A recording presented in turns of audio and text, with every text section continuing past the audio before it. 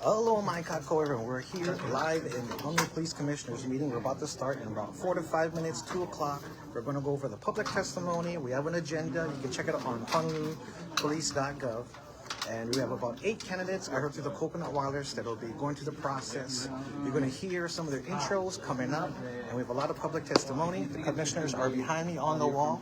We have a full house today for the media. Everyone has questions. I was told by one of the candidates, we're not really allowed to ask questions, even though, you know, the public's going to have choke questions. So we're going to be able to hear from the candidates, and then people can make their judgments. So I want all of you guys on Oahu, Big Island, Kauai, Maui, to put in your input when you watch the feeds from the news, from my Facebook, for anyone's feeds. You tell us who you think is the best candidate, and you judge it based on their own merits. The leadership, the ability, can they lead, can they run, could they catch a Puna crack addict if they in Puna? Benjamin Moskowitz cannot. And they're covering up a lot of human trafficking and drug smuggling, like I said in the last commissioners meeting earlier this month. So if you sent your testimony, you got 3 minutes to say what you have to say today. I highly encourage you guys to put in something. I sent about 3 testimonies, and so we're going to see what they say, what they call today, and we're getting all squared up here. We're going to go live in 3 minutes for 2 o'clock, but you feel the excitement in the room. Give you guys a quick preview. This is Chief Joe Logan's last report, last day. His scent is still on point. You can see the commissioners right here. Kenneth Silva, the chair.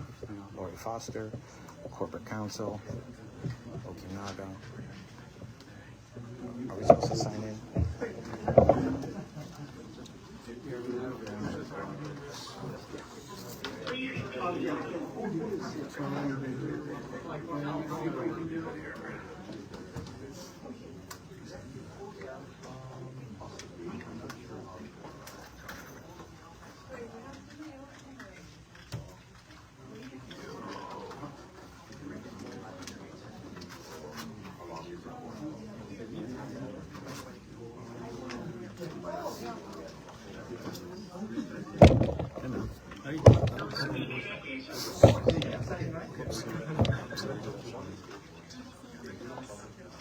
Martini? Yeah, thankfully, yeah. Neat, little 2 olives. If you got the ones with the goat cheese in them, those would be great. Yeah. Well, goat cheese. We got the agenda here. Everybody. So we'll be starting in a couple minutes with the we got quorum, public testimony, chief of police report, accepting the minutes, new business. We got quite a lot. Old business, again, that's where we get kicked out, executive session. So we definitely want to hear whatever the candidates have to say. Pikachu has his personal preference. I won't be biased to all of you, but I will give my 3-minute report to all of you. We got a full room. Last commissioners meeting, there was only 3 testimonies. It was very low, and Pikachu was one of the 3. Out of a million population, that's less than 0.0003. So let's see what kind of support we get. What do the candidates have to say? Maybe they'll do a Zoom testimony. We have a fiscal year report, 4th quarter 2025. 366 million is their operating budget.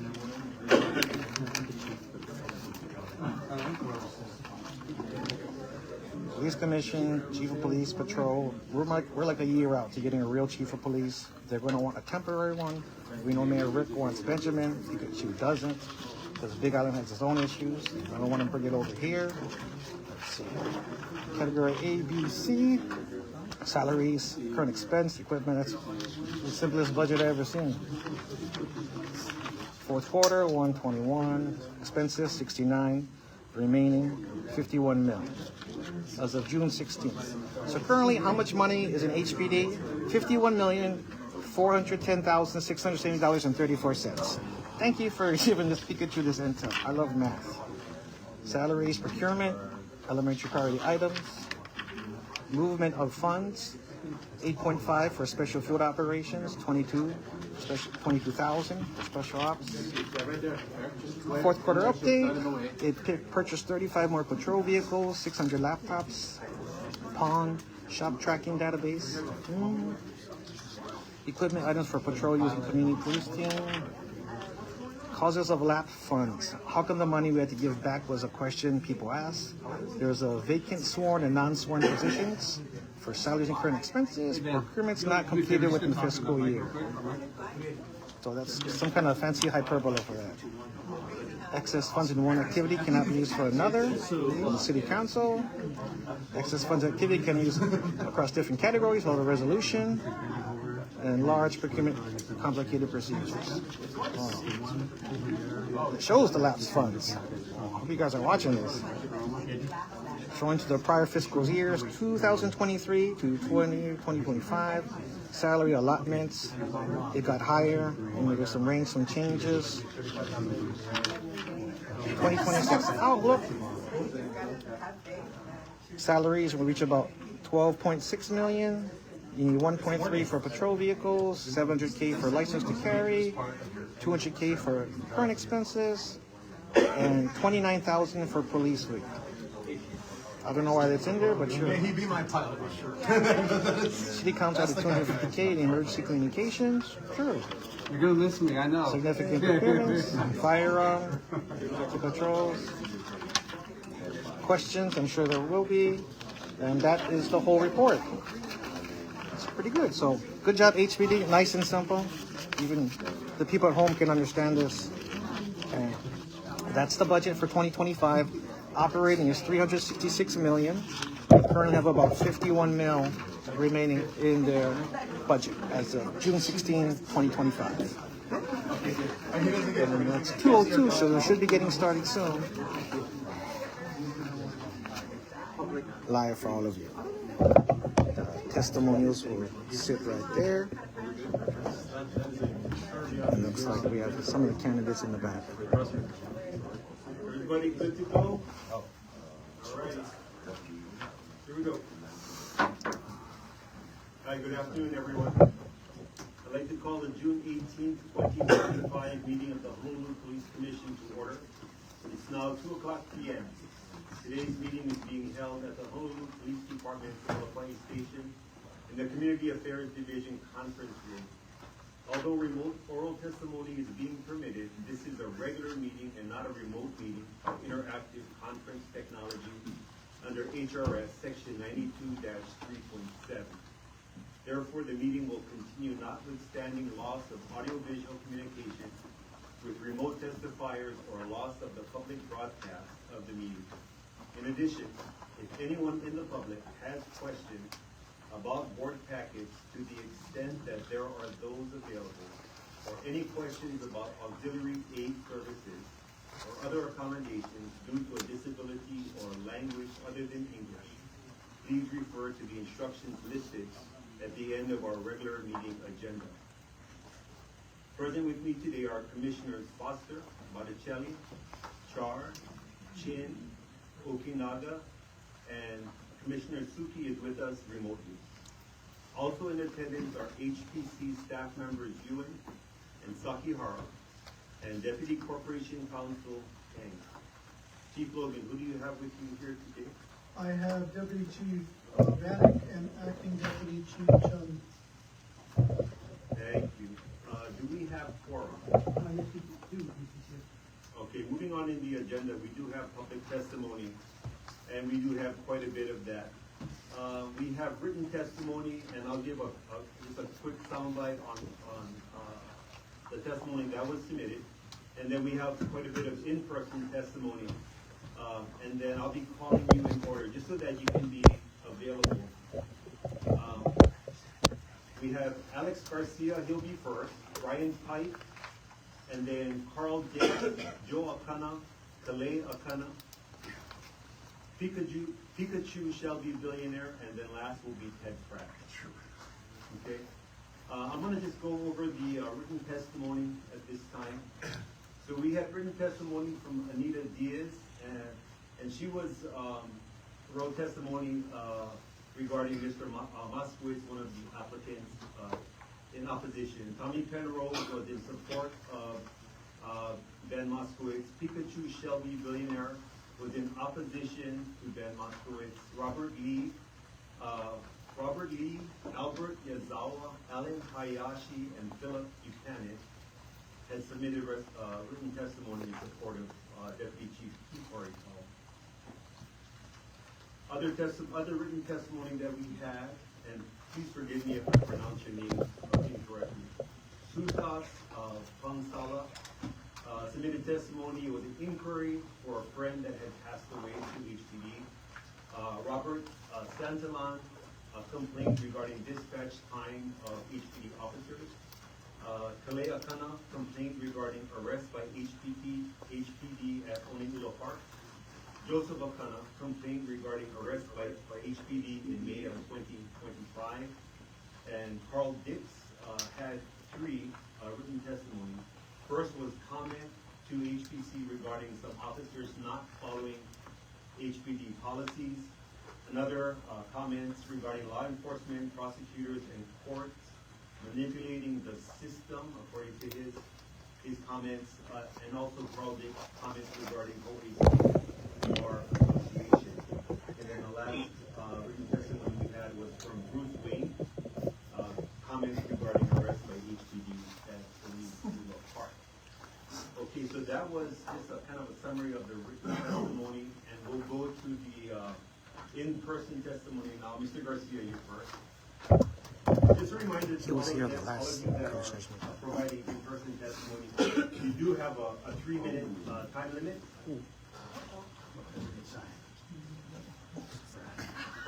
I see the light. You do have a 3-minute time limit. Mr. Garcia, thank you. 30 minutes, that's all. Yes, sir. I'm not here opposed to anybody on your list. I know most of these people, and it's a win-win situation for the city. As you know, the HPD, the officers, all law enforcement, elected officials, appointed officials like yourself, are all held to a higher standard than the average citizen, except for the media, of course. But whenever there's a No comment. complaint or an accusation of an officer violating policy or law, there's an investigation that's held, either by the PC or internal affairs. The officer is cleared, everybody moves on. If it's confirmed, whatever it is, there are consequences, or maybe a oral reprimand, a written reprimand, termination, and in some rare cases, incarceration. Now, about a week ago, the mayor had a conversation with the chief of the Big Island then. And subsequently, he had a meeting with Chief Logan. I think it's the other way around. But after he talked to Ben, he submitted his resignation to the Big Island and informed his people there that he was going to be the interim chief of the Honolulu Police Department. Kind of jumped the gun a little bit. The mayor also said, and this is from media reports, that he had prior conversations with Chief Logan, and in that last conversation last week, the chief submitted his resignation. Now, the mayor has said in the media that he didn't do anything wrong, that he did not do anything inappropriate. But I beg to differ. I think he went over the line. And his justification was that he's responsible for the whole city and county of Honolulu. But yet he cannot control or have the pick of who is the head of the department. And I think the reason we have this system now is so that the chief, this chief and future chiefs are not subject to political pressure. The proper way to go is to come to see you at this meeting like we're here today and tell you what his concern is, or in an executive session, which may be more appropriate. And then you determine what steps you want to take. And that's up to you. And that was his justification, that he wants full control. But justification doesn't make it right. I'm here today to ask you for you to request the Office of Information Practices to do an investigation and review the situation to determine what really happened. We don't know what was said, and I don't think it's really out of the ordinary, but it has to be clarified to clear the cloud that hangs over the department the mayor and this commission. And my time is up, I guess. Mr. Garcia, thank you for your testimony. Any questions? Just a reminder, if it's not on the agenda, then we can ask questions for it. Well, what are you talking about? Thank you. So, excuse me, but Sure. you're gonna bring it up at the next meeting, put it in the agenda, whether you can do it or not? If you'd like for us to put it in the agenda, what we can do is we can consider it. Right. Yeah, we can consider that, but we'll let you know either way. Okay, thank you, I understand. Jim, just, you don't mind taking a note about that? I want to make sure we get back to Mr. Garcia. Thank you. Okay, next up is Brian Pike.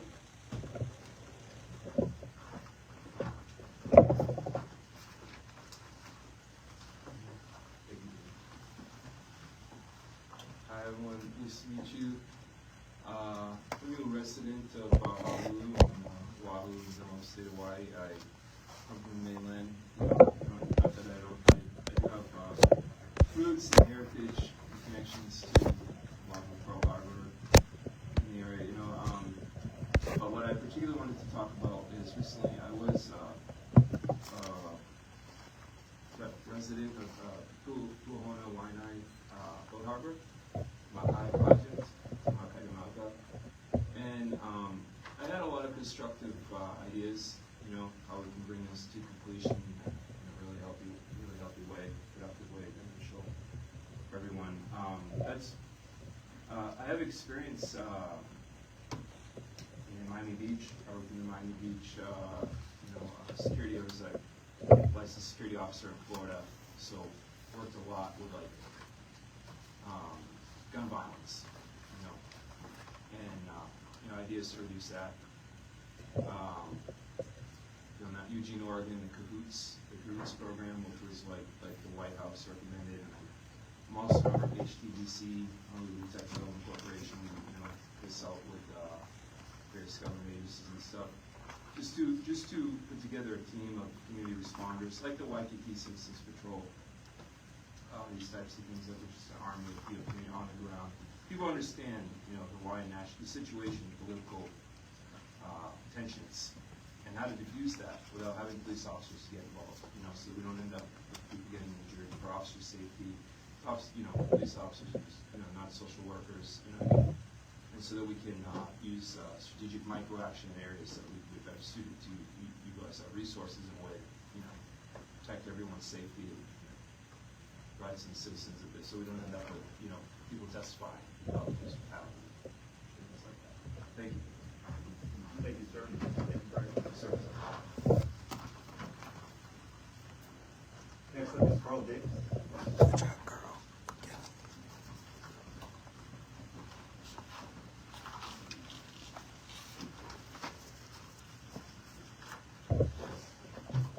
Thank you for letting me speak today. I've been a resident of Hawaii for quite some time, like 37 years, and I've watched the HPD, and thank you all for your service. It's a tough job. And I've noticed over the years, there's quite a few things happening. One of the main ones that I'm focused on right now is, I call it dog pack syndrome. And I was aware of this when I was growing up. The dogs in our farming area, at each individual house they were fine, regular dogs, but at night they would get together in packs, and then they were not nice dogs. They were running our cattle and livestock through the fences, killing them, and chaos. And I've seen through the last few years that this is happening in HPD, and it's real, folks. And it's hard to spot, it's hard to pinpoint, because separately, there's good individuals. But when they get together, then they start covering for each other, and this and this and this. And it's hard to spot, it's hard to correct, but it's a big problem. And the other thing is, here in Hawaii, I've been, in the last 5 years, involved in the judicial system and legal arena, I guess. And our courts are not functioning the way they're supposed to be. They're functioning as a cash flow system. And the homeless population is a big part of that. And it's a horrible thing. The police officers, HPD, are being used for that cash flow system, and the homeless, and through citations and federal money, and it's to keep everything flowing. And in the meantime, they're putting our officers in danger, and we're not being used efficiently, and the regular crimes are getting out of control, and this cash flow system needs to be addressed. And the new police chief, I'm hoping that these two items will give him a sense of what he's up against.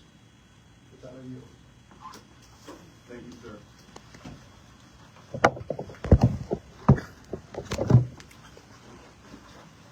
Next is Joe ʻohana.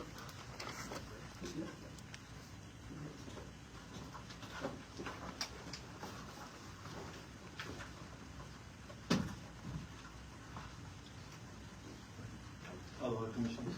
Good to see all of you. Some I've met before, some I haven't, so it's good to see some of you. So I've already provided written testimony. I'm not going to rehash everything that's in there. You guys can take a look at it yourself. What I would like to address is, I want to try to get people to think, imagine this. I'm on the phone listening to this entire engagement as it's happening. I'm 10 minutes out. I have asked the police officers to stand down and desist, cease and desist. I'm 10 minutes away. I'll be there to get my vehicle and collect my wife. She was there doing mission work that she was on. And to hear the door open, to hear the punches hitting her, the entire time while you're driving down, to hear the batons whacking her in the legs, and then you hear her screaming because the tasers are hitting her. And she got hit by 4 tasers. That's 200,000 volts of electricity. I gotta believe the only reason she's alive today is because of the car that she was in, and it saved her life. What I'm asking the council to do, we have been asking for the evidence, the body cams. We have, Deputy Chief has been helping us so much try to clear the obstacles. And what we're trying to do is just, we need to have that. We are being, she's being pulled into court on assault charges. She's being pulled into court on, driving without a vehicle license, but she was instructed by the police officers to move their car. These are the kind of things she's going through right now that we're having to defend against. And I'm just asking, how much longer do we have to wait till we actually get video cameras so we can offer and get our defense ready? How long do we have to wait until we get the report from a month? It was May 5th. Today is, June 18th? That's already been a month, almost a month and a half. And we still have not seen any of that. How do we defend ourselves when we don't have any of the information to go about defending ourselves? That's it. I want to try to put people into the place so they can understand what was happening at the time. And I truly, truly do appreciate your time. Right.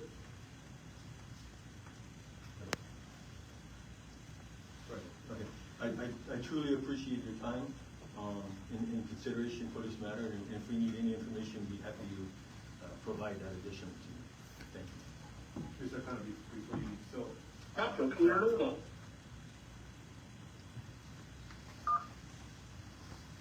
The police chief is in attendance. Yes, sir. And we asked her that if you don't mind, before you leave, if you can just give some contact information to our executive officer. It's right here. So we need to follow up with that. Do we know what that is? Yes, sir. Dial in. Thank you. Yes, sir. Thank you.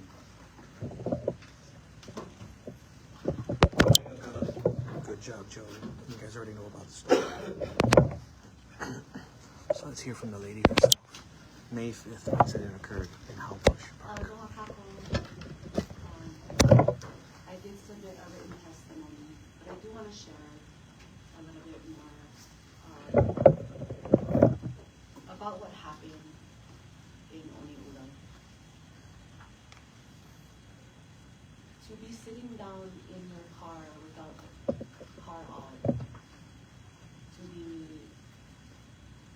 engaged with by police officers who ask you for your name and your social security number, who instruct you to move positions, who come without a traffic stop and circle you, and not give lawful directives is very terrifying. It's very terrifying. The type of brutality that I experienced, the punching in the face, the coming into my vehicle, the tasers, the batons. I would never want that for anybody else's life. Not for any Filipino, not for any keiki, and not for just anyone just sitting inside in public park. Not committing any crime, not committing offenses. Thankfully, I reported the full engagement. Not a lot of people are going to do that, which means a lot of things missing and unthoroughly, especially with the trauma. In the meantime, after being detained, I was given a warrant without a judge's signature on it for $11,000 bond. That is when I was notified that I was being charged with criminal assault, first degree felony, assaulting a police officer. Defending myself after being violated and self-defense. As strong as I am, as much as people want to defend themselves, the officers were never in harm's way. They were never attacked. They were never violated. I never stepped out of my car. And so this is not the first incident that's happened down at Honolulu. I have a ministry, my mission is to end human trafficking and child trafficking in Hawaii. And I have a lot of incident reports about what goes on in different districts on all the islands. And these 3 officers have already been identified in several more attacks on teenagers to the elderly. And so what we really want is the whole community to see the body cam footage. There doesn't need to be any witnesses. If people follow the videos from start to finish, shift on, shift off, then they would see what it was for all of them to see and be able to make an educated, objective statement about this. So I don't wish this on anybody else's life. I don't make assumptions, but you folks are together. Yeah. So your information, if you give that to our executive officer, we need to make contact back with you guys. Thank you so much.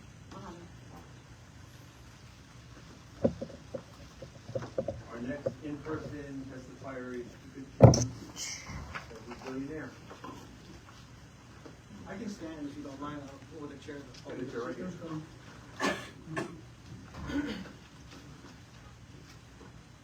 Hello, Mankakou Police Commissioners. Good to see you again. I feel like I just saw you earlier this month, and now we're speeding up. Now we can actually talk about the new selection chief of police. The coconut wireless is fast. You know I don't like Benjamin Malskowitz.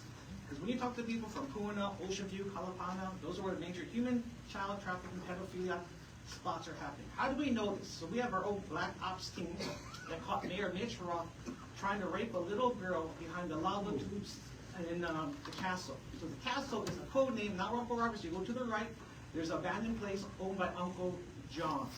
So they've been using that place to smuggle children, drugs, because if you go down to the lava tubes, that's why when we had the former, whatever, Blue Homeland Security, they tried to bring a helicopter look for cages, pretty stupid. They're having the boats come in, walk down around there, and loading the stuff up in there. Mitch Roth got 2 big black eyes. He's supposed to be a CPD banker, and he's been disappearing. They lost a lawsuit because one of our friends sued him because he threw down a stupid sign and da-da-da-da-da. But he is guilty for child pedophilia because the other team caught him and a couple other politicians in Ocean View, where they witnessed 45 kids being human trafficked in chains. They wanted video footage, but I'm going to tell you guys now, you cannot send me or someone solo to capture footage. You can't hear the sound. It's dark at night. You're not going to be ID them real quick unless you got the Deer Hunter 8x zoom they sell at J. Howard with a little chip. If you bust out a light over there with major guns, they're going to 86 you. So you have to be well aware. Benjamin Malskowitz knows all about this because we confessed this all to Kima Alameda. Not only me. people who are well known in the community about human trafficking and drug smuggling. They know about BISEC, CFS, DHS, and all of the survivors. I don't call them victims, because they have to have courage to face the enemy and tell you guys the truth. Benjamin Moskowitz is covering up because I know our allies, Julie Harding, asked them during the first town hall in Hilo, is there any signs of human child trafficking protector keiki? He said there are zero, no reports.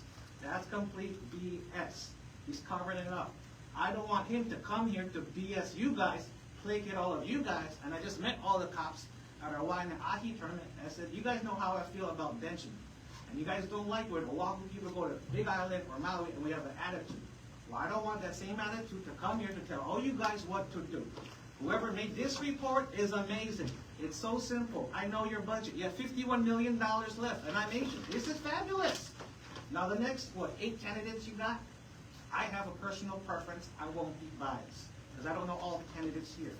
We can be fair, but let's look at an honest opinion. If we're going to war with Israel or Taiwan or something crazy, how are they going to run resources? How are they going to run logistics? Can they even catch a Puna, crack addict in Puna? Benjamin Moskowitz, the chief, cannot. I don't want to see some fat couple large trying to tell all you guys what to do. That's not inspiring for the younger generations to join. When you ask kids now, do you want to become a cop? They say, hell no. When you ask cops, do you recommend they become a cop? They say, no, they should be a firefighter. Thank you for your consideration. You guys already have my report, and you know the details. Thank you very much. Thank you, sir. Our last in-person testifier is Ted Pratt.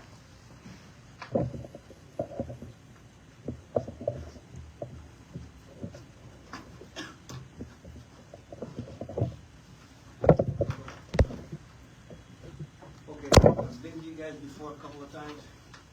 I have a package here of you guys. I had a case of an officer shoving me. You guys couldn't find nothing. Here's the ticket. Here's the thing. Call the prosecutors, the probation office, Alakia Court. I never knew what the case was that I was being attacked for because I was shoved. I thought I went in for an argument with the thing. Here's one. Looking into a mailbox. Tried to charge me money. Cops let them go. No information on them from the scene. They're supposed to be sheriff deputies at Kapolei Courthouse. Here's another one. Got hit in the head with a bat. Cop came out, tattoos, left his car in Waipao District Park, calling me out in front of the sergeant to fight. Here's another one. Traffic ticket in Nuuanu. Lost 3 days of work on that. Lost 6 months on the one the cop shoved me. Accident on the freeway. Tries to charge me $200. Left out the report. Everybody asked him, where's his uniform? Okay, he made the police report, accident on the freeway. He caused it. He told us the car that he told stopped in front of me, 15 feet from his Jeep, which is left out of the report. And he told him to tax me $200. When you look at he told everybody, the two cops on the scene, that he would teach them how to write a police report so that they can get paid on it. The two officers on the scene, it was noted by the officers that he tried to charge me $200. Well known, they kept asking me, what you gonna do? He says, you guys are here. He called you guys. I think I got more than I could go into here. This is one from Pokai Bay. Hit with coconut husk. Officer seeing somebody when he got to the scene. I was on the ground, punching me in my face. No report of anybody getting arrested on that. Cops seeing me knocked the fuck out, excuse my language. Knocked out, and I got some guy punching me in the face. Another white cop had the suspect that punched me in the face. She told him to go to Kanuhali after I got up. We can't find no evidence on this. Siopila Polo was in this one. They had a video of the incident happening. They got a public pretender or public witness advocate that supposedly wrote the reports up. She cheated the reports while they were there. You let me know. Here's all the paperwork on it. Try and find anything. Anything you got any questions, I can get all the paperwork right back. Thank you, Mr. Pratt.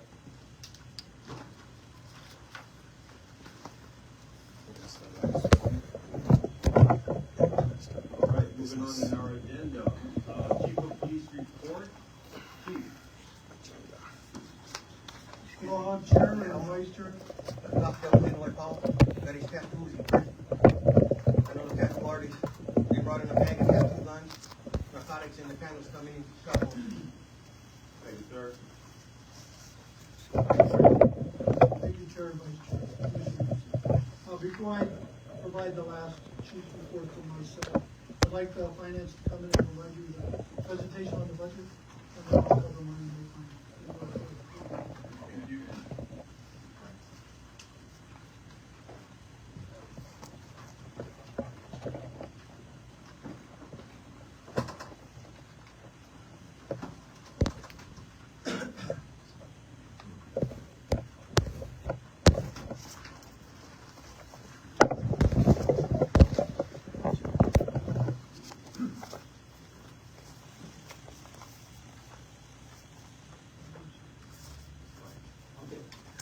Good afternoon, Chair, Vice Chair, members of the Commission. My name is Ryan Hironaka. I'm major in the Finance Division. I'll be giving a quick presentation of fourth quarter update for fiscal year 2025 for the police department. Does everybody have a hand?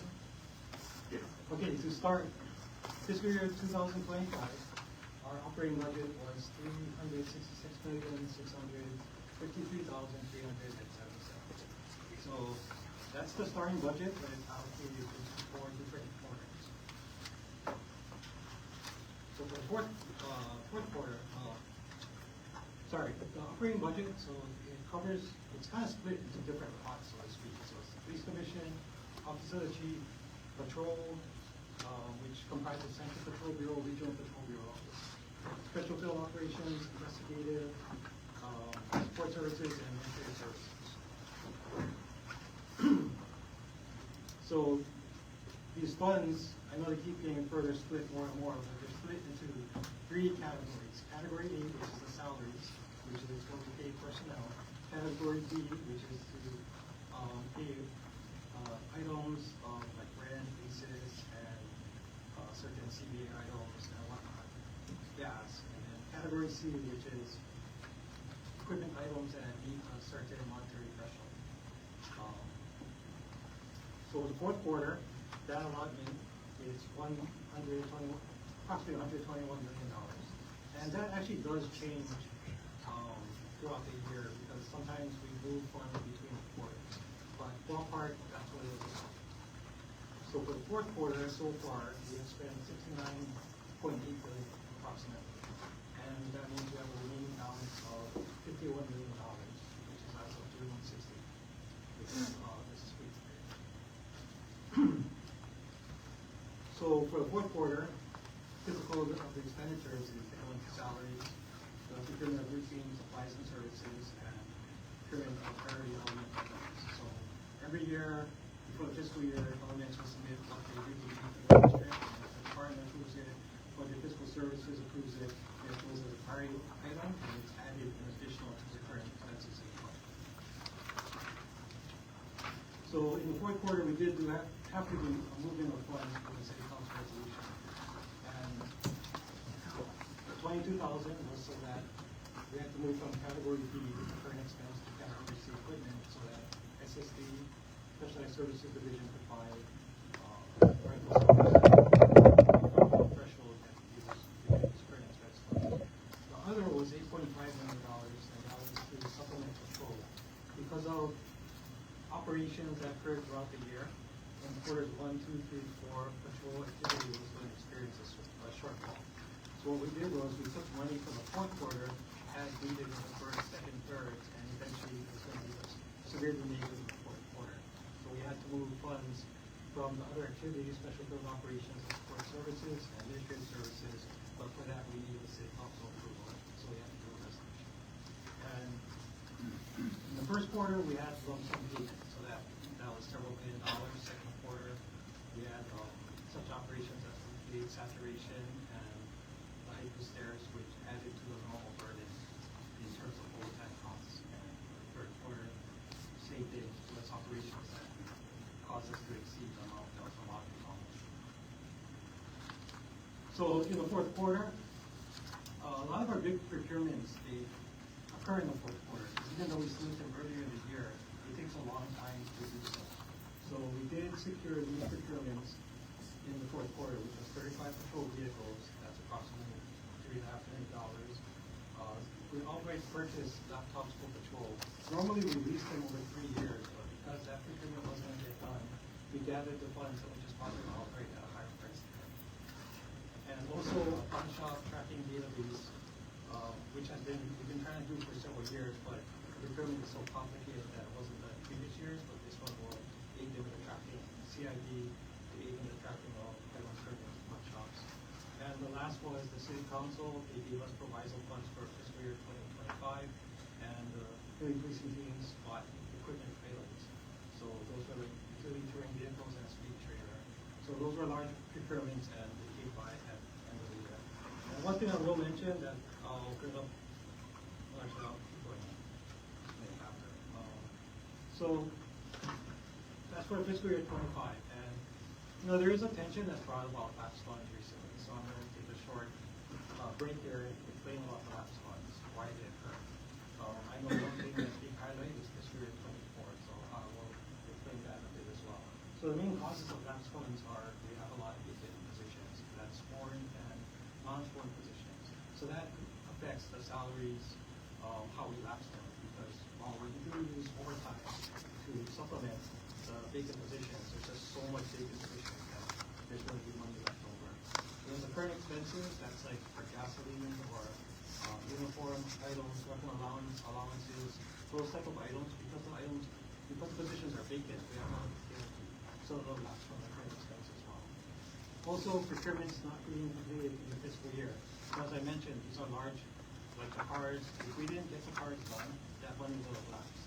And with this short time in the year, there's no time to repurpose the funds and buy other items. And we do have thresholds that we just can't buy an item that large. So a lot of funds, unfortunately, they have to lapse, so we try to get them next year. So the reason the funds lapse is because when the funds are under specific activities, they cannot be used by another activity, as I explained for the salary movement.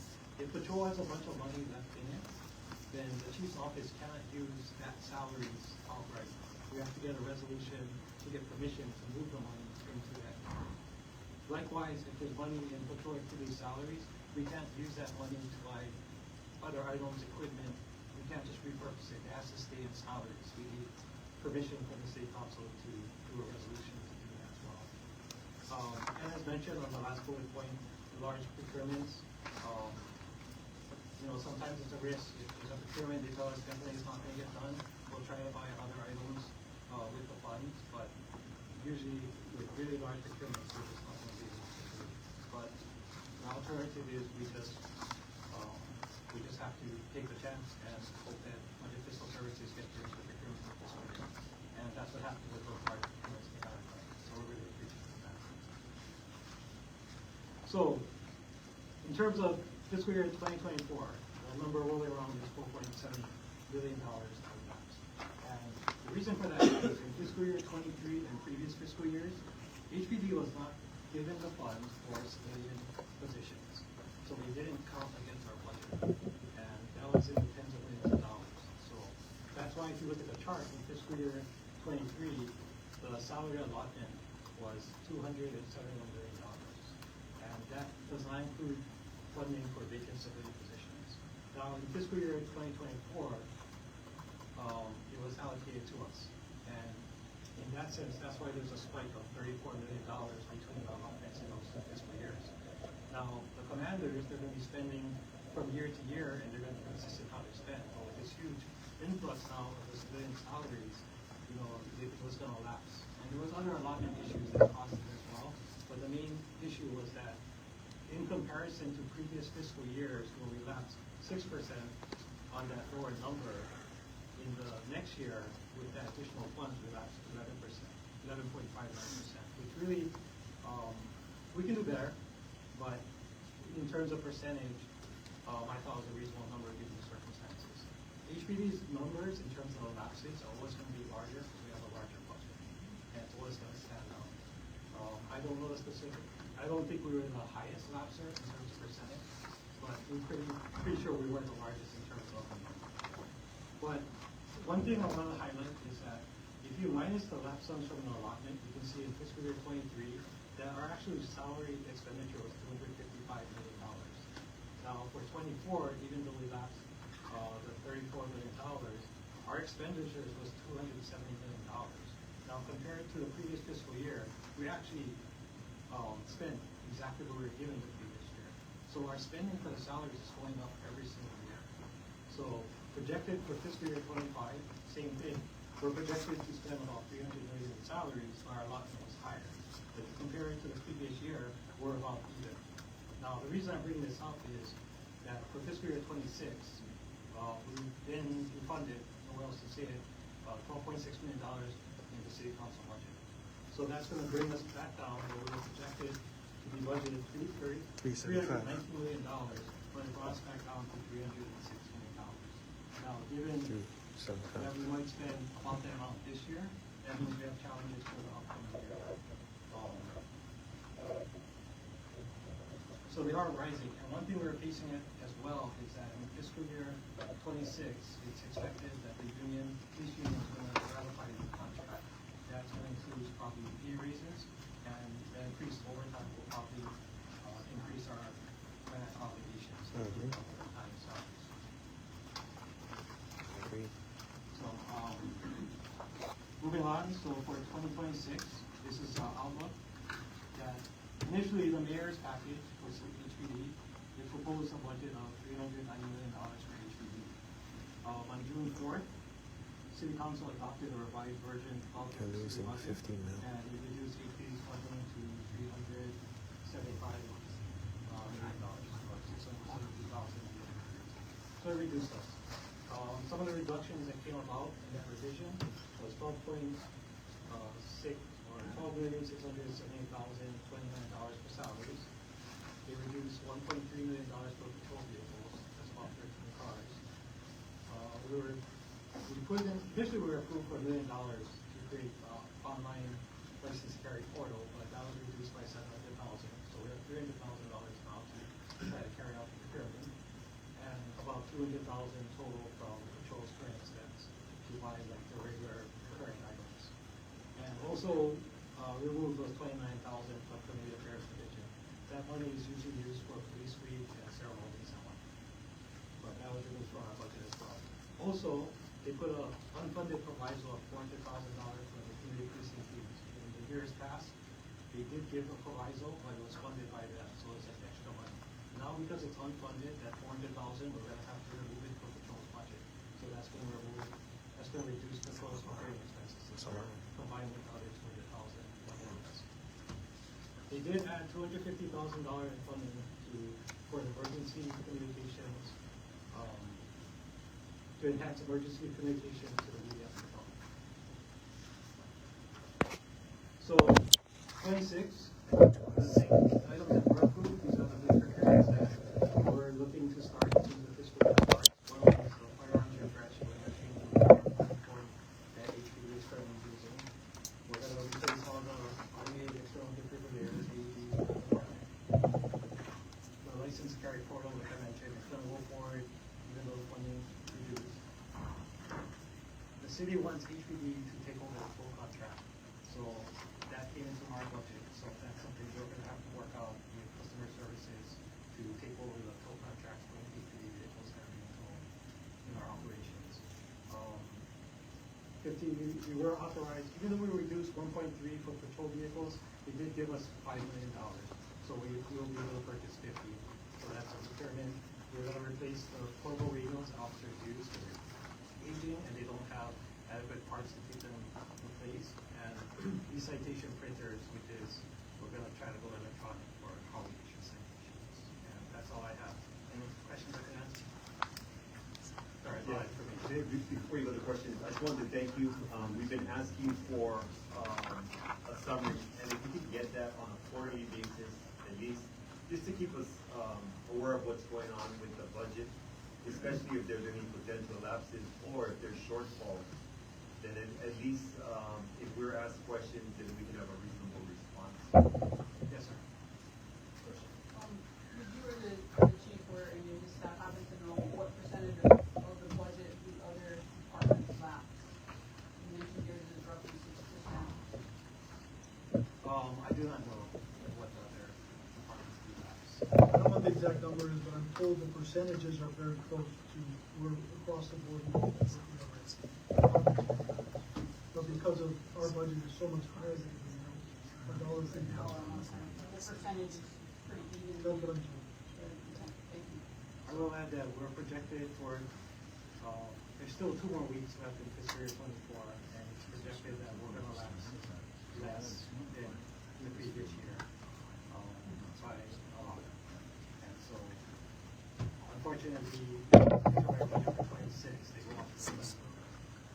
Our budget analyst told us that it's, cities, departments average about 10% lapse in salaries. That's a good cushion. Any less and it can get tight, especially since the last 2 days after the fiscal year ends. So if that, a lot of events happen June 16th to 30, that there's not enough funding, it can be, bad for the department. So average in salaries is about 10% lapse. Thank you. Thank you. You made it very simple for us, which is great. And having said that, I still want to get some of my other questions are smart. So I'm wondering, could we have an opportunity to just talk to you outside of this, either before the next report, to really try to understand a little bit more? Yes. Either before or after. It's a bit of a fire hose, which even though it's simple, which we appreciate, it's still a fire hose bit. So I'm wondering whether we can reach out, you could tell us when the meeting is you're gonna have this, and maybe we can come beforehand and try to understand it a little bit better. Yes, Not to waste your time, but to try to be more thorough with our. I understand, yes. I'll try to set something up. Are there any other questions for the meeting? So why were the allotments higher in FY 24 and FY 25? We're talking about the salary allotments? Yeah. So, 23, that was without the civilian, Right. without the civilian. So in Right. 24, they gave it all to us. And also, that was the last year of the CBAs with Shoko. So there was additional 5% raise, so our allotment goes up. So these allotments are worked out with budget fiscal services in determining like how our spending was, what our projections are, and then that's how we come to this particular number. So it wasn't all just the civilian vacant positions, but that was a large portion of it. Now, for 25, it went up just based on the projections on it. And that was because in 24 they had the raise, so they had to anticipate. Now in 26, sorry, I should have been more specific. It's italicized, but it's 319, and that basically 25, 26, it stayed the same because there's no CBA effect where there is a reason why the raise would go up. So when there is a raise effect, it's always going to go up incremental. But between 25 and 26, there was none. So it's kept it the same. So you say FY 26 has non-italicized 306 million. And Right. in italics is So 319. the 319 was as was proposed by the mayor. Okay. But the 306 is accounting for the 12 million that was reduced. I see, thank you. And then I just wondered, how long on average does it take you to get through procurement? It's with the city, right? It's not HPD's procurement. You go through the city. Well, it's through, we start the initial steps, but anything over $25,000 or if it's a sole source over 5,000, it has to go through the city procurement. And one of the challenges is that when the city processes the requisitions, they don't prioritize the need. They prioritize when it was submitted, first in, first out, and that's citywide. So even though we have an urgent procurement that comes in, say, July 7th, and a smaller other procurement comes in, say, July 2nd, that one's going to take priority over ours just because it got in. So that's why we're encouraging all the elements to get all the items they need now before the fiscal year starts, and on July 1st, be ready to submit in the city's site for the requisition so we can get it running as soon as possible. But what would an urgent procurement be? It would be something unexpected. It couldn't be expected to be. So if there's an emergency, we can submit an emergency procurement form. But to be honest, if there's something that's exigent or urgent because of the police department, and if it's like if something has to be renewed through a requisition, the service is gonna continue, but it's gonna be a procurement violation. But we're not gonna just stop and jeopardize public safety. We're gonna have to explain it why, and a lot of times, the reasons are just the time it takes. And the challenge with requisitions also is, just because it goes out for bid as a requisition, it doesn't mean somebody's actually going to take the bid. So sometimes the procurement, the scope of work is so complex where a vendor doesn't see it or see the bid, there's no bid on it, so they have to rebid it. So there's a lot of complexities that go into requisition, but as I mentioned for the pawn shop detail, it was submitted early on in the year, but it took several years for it to actually get done in a year. Because what happens is, once it's submitted, they're gonna try and finish it, but once the fiscal year ends, they reject all requisitions and everything starts over. We can't continue on into the next fiscal year. And part of that is because the funding is for that current fiscal year. So, department might have funding in 25, but it's not funding in 26, so now they did go again. And that was lapsed, because you didn't. It would have lapsed if the requisition was part of your last amount. So we're not constrained always to the dollar amount. We encourage the elements to look for a master agreement with the city. If they can get a master agreement under contract that the city has approved, then there's no dollar amount. And that's what happened with the laptops. Even though it was late, we couldn't get the lease done because we had to get a contract for the lease. But if we were gonna buy them outright, we found a vendor that had a master agreement, then we were able to spend that $1.6 million outright without a requisition. And that's actually our policy, that when we buy stuff, we're supposed to look for a master agreement first. Okay, we do have a time specific that I wanted to adhere to at 3 for item 4 on new business. So, Appointment of interim chief. Questions, if you could just kind of tidy them up. If not, then thank you, Major Hurtado. Thank you for coming. Thank you, Major. Chief.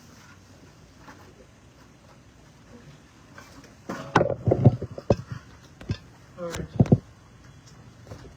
I'd like to thank Major Hironaka for his presentation on the budget to give you a better idea. There's a lot of nuances, there's a lot of issues. Some of the things we've asked, like the state system, they're on a 2-year budget cycle. The city should, I think, something we could look at in the future would be on a 2-year cycle to help with the procurement problem that we're having. As everybody's working as hard as they can, but sometimes time runs out before the procurement happens. Okay, for my report, I'd like to thank, Carrie, Ken, Ann, and Doug. Thank you for your selection of me 3 years ago. I greatly appreciate you being on the commission, and thank you for volunteering for an unpaid position. You're amazing people for what you do. For Dr. Char, Lori, and Janine, thank you for coming on a little bit later. Thank you for your mentorship, your friendship, and all that you're doing to help HPD to be better. And although the organization is made up of 2,000 men and women that are working hard every day to help the community, keep everyone safe, that's a daunting task. It's very difficult and it's dangerous at times. Police work sometimes is ugly, but it's police work. It happens across the nation. The best thing to do is individuals out there that want to fight with, argue, do other things besides just listen to the officer, obey. You want to fight the officer, literally, figuratively, fight them in court, let the judge make the decision. On the street is not the place to take it out on the officer and have things happen. But every day these 2,000 men and women are out there doing what they do. Are we perfect? No. But we can get a lot better in certain areas. My number one motivation for the last 3.5 years is to professionalize the organization and still be a respected organization within the nation and in the Pacific. And by and large, we are. And with your help, greatly appreciate all of that. Some of the things that were accomplished in the last 3.5 years, crime is down 28% over the last 5 years. That's not covered in the media every day, although we did do an article about that. However, the next part of that phrase was, except our closing rates weren't the best. That's not new, that was old information they had. Our closing rates for our investigations, for our criminal investigation division, which is all of our felony type cases, better than the national average. So our detectives are out there doing things. Can we do things better, faster? We can. And with technology, we can do that. Like any other organization, we evolve and change. We have increased recruiting tools that are available, and those things will become evident. I believe the next recruit class in July has 35 individuals already in that class. And so we're projecting another 35 in the August, September timeframe when the next class starts. So there is momentum growing. People are joining this department, and so more to follow on that. Mahalo to the D7 Coffee with a Cop I went to yesterday in Hawaii. Awesome organization. District 7 is a wonderful group of people, hardworking officers out there. I got to talk with the owner of the Hawaii Kai McDonald's for a little while. He's a tremendous individual. His daughter was there. And then the patrons, I sat down and chatted with each one of them as I could. But just a great opportunity. I highly encourage any of you to come out and visit those things, and we make sure you have a calendar of when they are, so that you can come out and visit and watch our officers in the community policing environment eat with the public and do that. Also, yesterday evening, our Narcotics Spice Division went out and did a game room search warrant in the Kaka'ako area. They seized 16 game machines, over $5,200 in cash. They arrested 2 individuals, and they recovered illegal drugs such as meth, fentanyl, cocaine, and marijuana. So we're continuing to fight the fight for illegal gaming, so I think Narcotics Spice and all of them will do it. Whatever you need, Chief.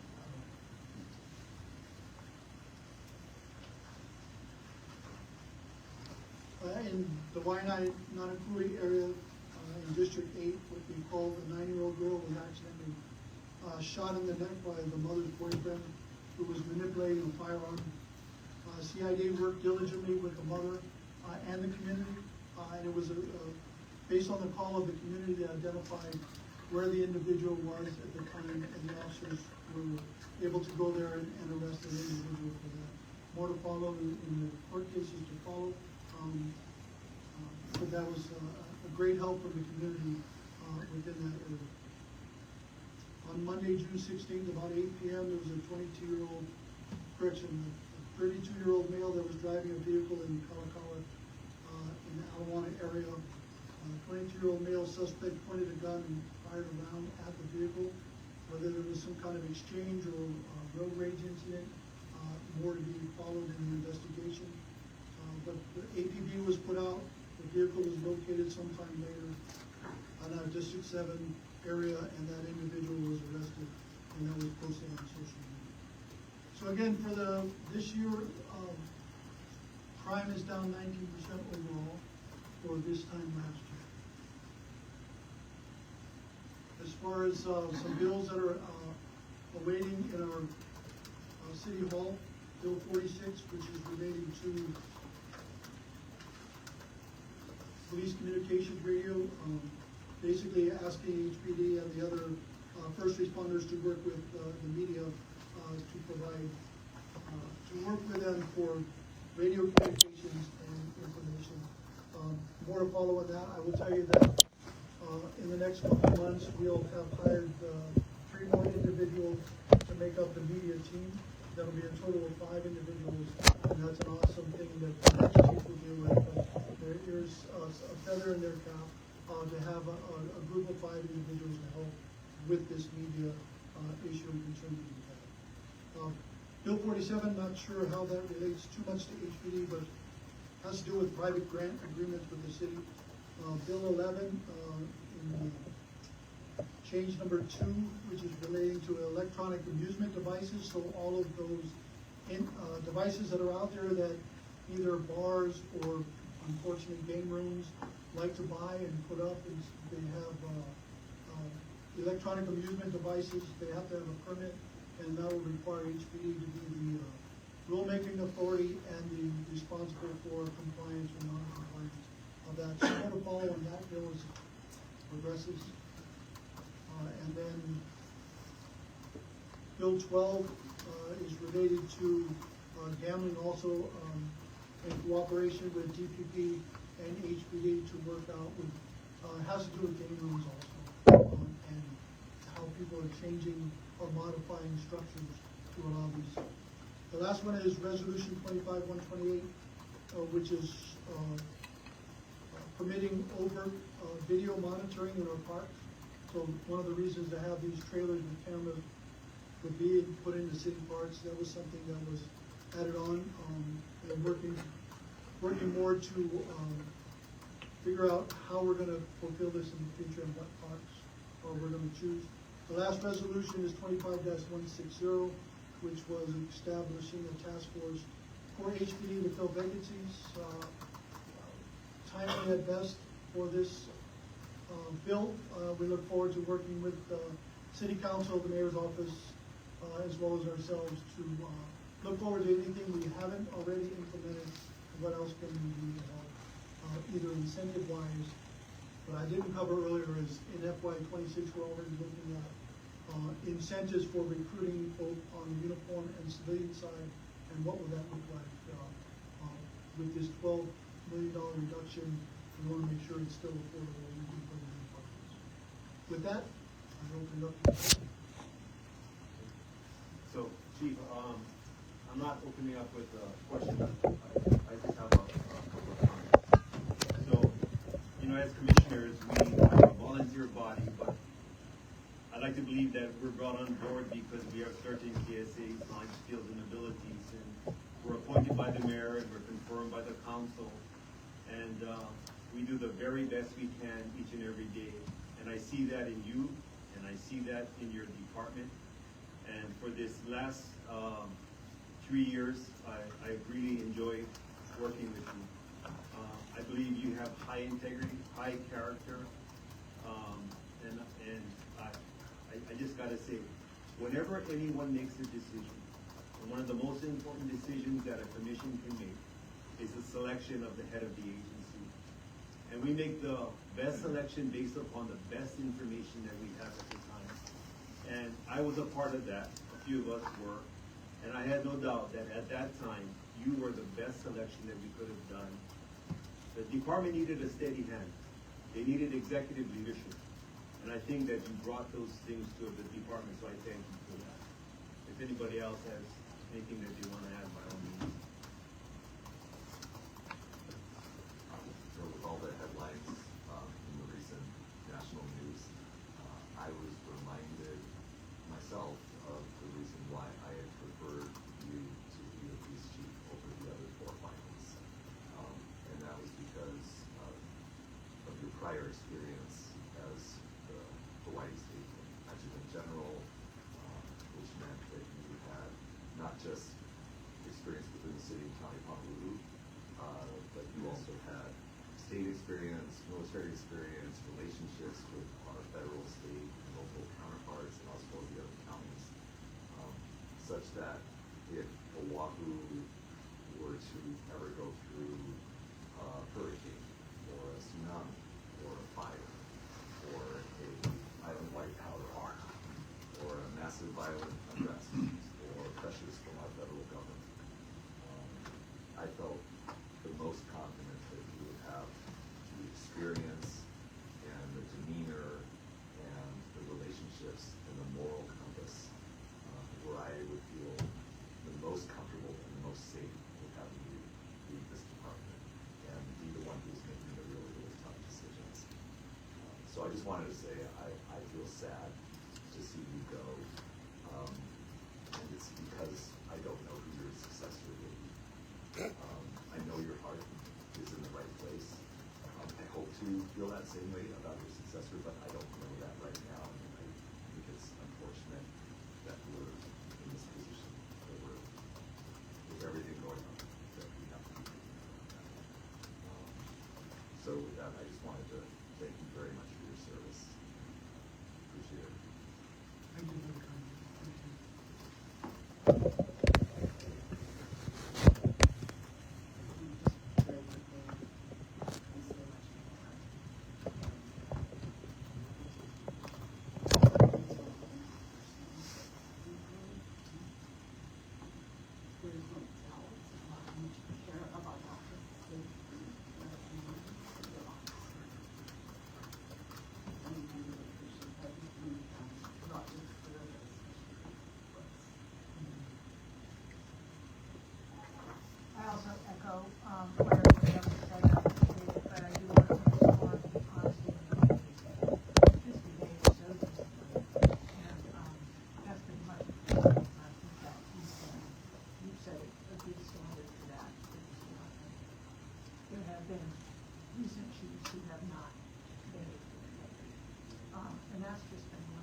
I also want to personally thank you for always responding to my texts in a very timely way. I look at taking all over the place.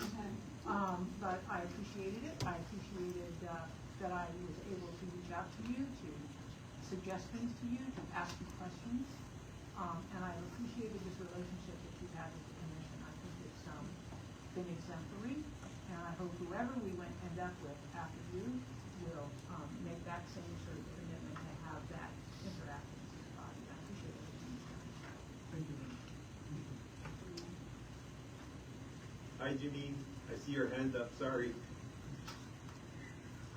Oh, You're muted. can't hear you. Muted.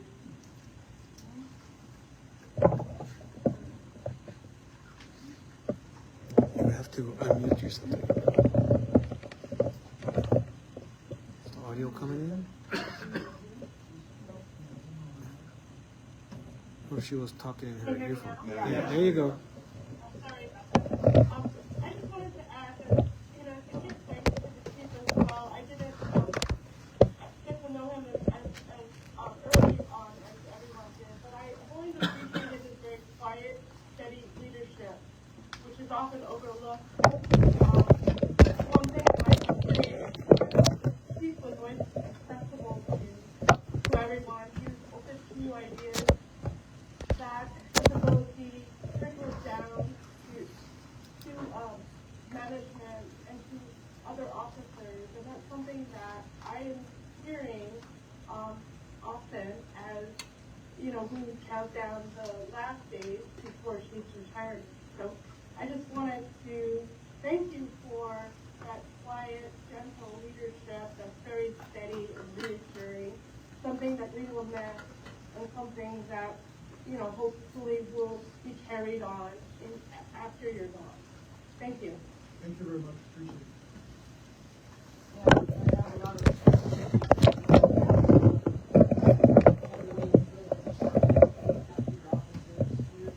Came in at a really tough time, and I just have a lot of respect for you for what you've done. I think you set a high standard for whoever comes after you. Thank you. I appreciate it. My heart is still in it. Two words I wrote down are honesty and integrity, and that's been the key to the and the other one was probably we're partners. And you actually said that several times, which there was a need for a newbie on this commission. And I was like, oh, the chief. And when you tried to reach out and said, yeah, we have some ideas for you, and we need to what they are.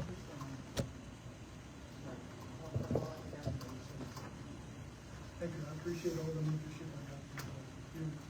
Business leaders in your right and what you do throughout our community. So thank you for that leadership you do, and thank you for providing that to me as the chief, and really passing that on to our deputies. Thank you. Thank you, sir. Okay, I try to be time specific. I'm going to take item 4, new business, out of order. Number 1. And You're going to appoint a general I'm manager? sorry. Item 4 under new business. So new business is item 6, and then number 4 under new business. And that's the appointment of the interim HPD chief of police. So just a couple of things that I wanted to see before that.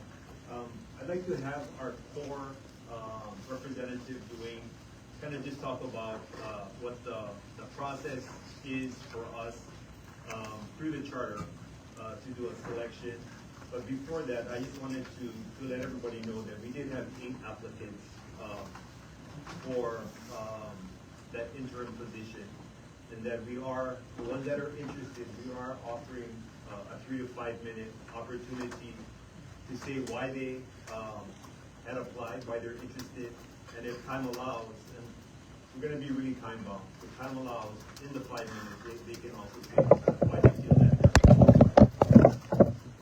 And what might be helpful for this interest-wise is for the ones that do make a statement, if they are going to be interested in, if they're not selected, or even if they are selected, if they're interested in pursuing the permanent position as well.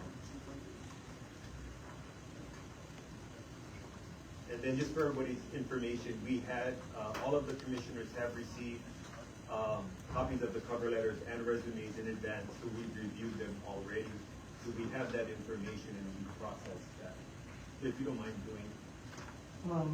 Yeah, but the revised part of City Council Honolulu, gives the Honolulu Police Commission report to appointed to. And if there is a vacancy, the commission can fill that vacancy, either by interim appointment or going through the full process. If the commission is unable to take action, for whatever reason, then the charter designates the deputy with the most seniority in the department to act as interim. So what we had done was we reached out to the 8 applicants, and for those that were interested, that they could provide that 3 to 5 minute statement, and then we wanted to take it in alphabetical order, and they were told that as well. So the first would be Mr. Tommy Ayu.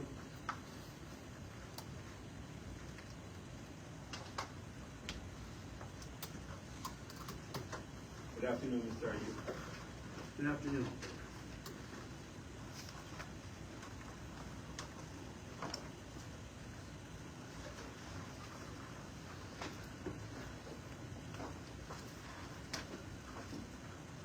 Can you let me know when my time starts? Yes, right now, you got the time right up.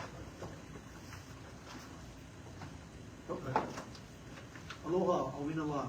Good afternoon, Chair Silva, and members of the Honolulu Police Commission. Let me first thank Chief Joe Logan for his years of outstanding leadership. The city owes you a huge debt of gratitude for all you've done. Second, I'm humbled to be in the company of such great leaders within our community. My best to each and every one of you.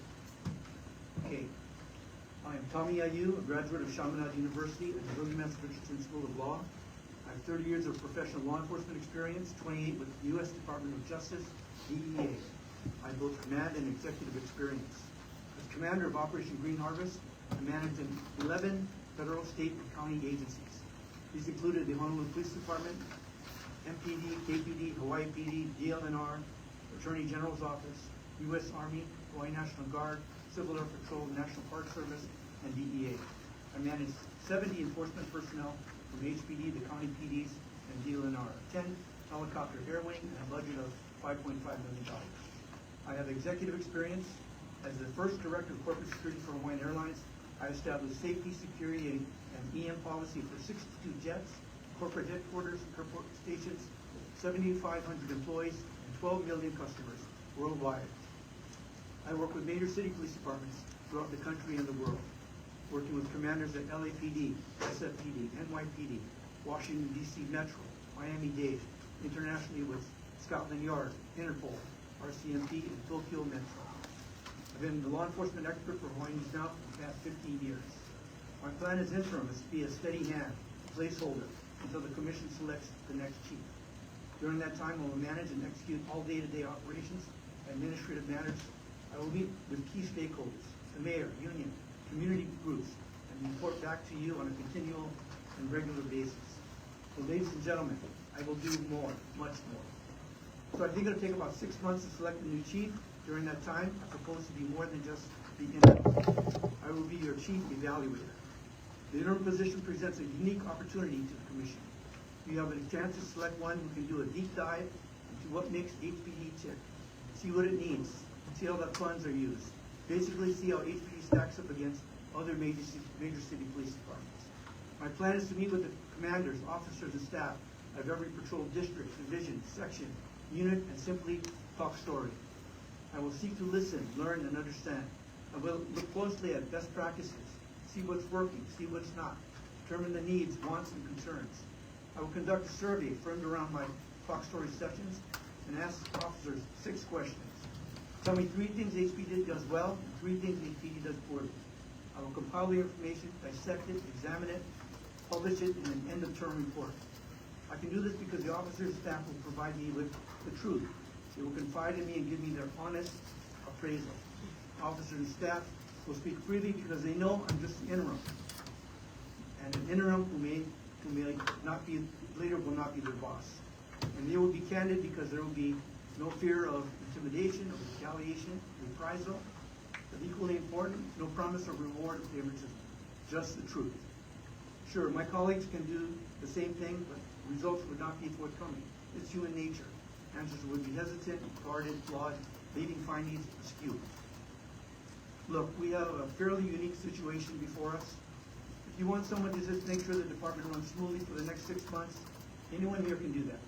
Everyone here is capable, has experience, and most important, the temperament.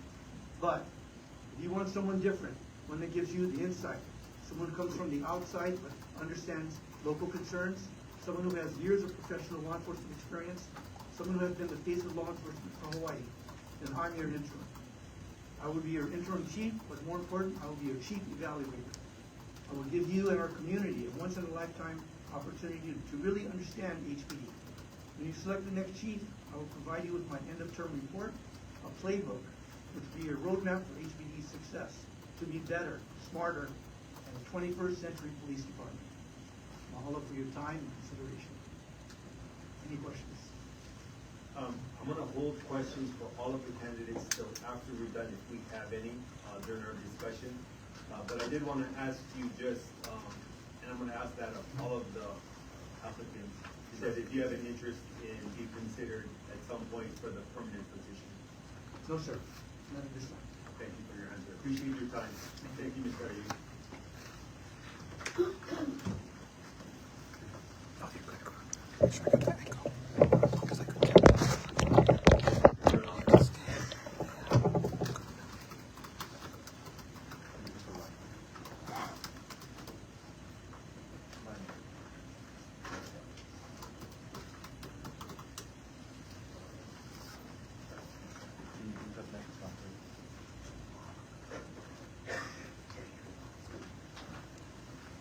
Welcome back.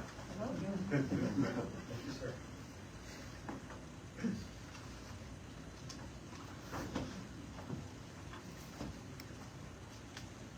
Can you do general Pamela?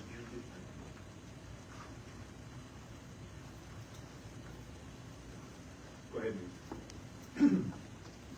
Okay, good afternoon, Chair, Vice Chair, members of the Commission. I am Major Ryan ʻohana. I'm currently assigned to the Finance Division, and I have 20 years of experience with Honolulu Police Department. So I was born and raised in Honolulu. I graduated from St. Louis in 1990. I then attended the University of Southern California, where I graduated in 1994 with a degree in biology. In 2023, I was honored to attend the 287th session of the FBI National Academy. And I learned a lot of valuable insight into law enforcement management and how to become a more effective leader at that time. So my career in public safety began when I was hired as a corrections officer in 1997, and I was assigned to the Aloha Correctional Facility. I was there until 2005, at which point I transferred when I was hired by the Honolulu Police Department. So over the course of my 20-year career with HPD, I have served a range of capacities, starting as a patrol officer in the downtown and East Honolulu, and then the downtown area, and eventually I moved up to eventually on assignments where I was commanding officer of the Professional Standards Office and the Finance Division, separately, not at the same time.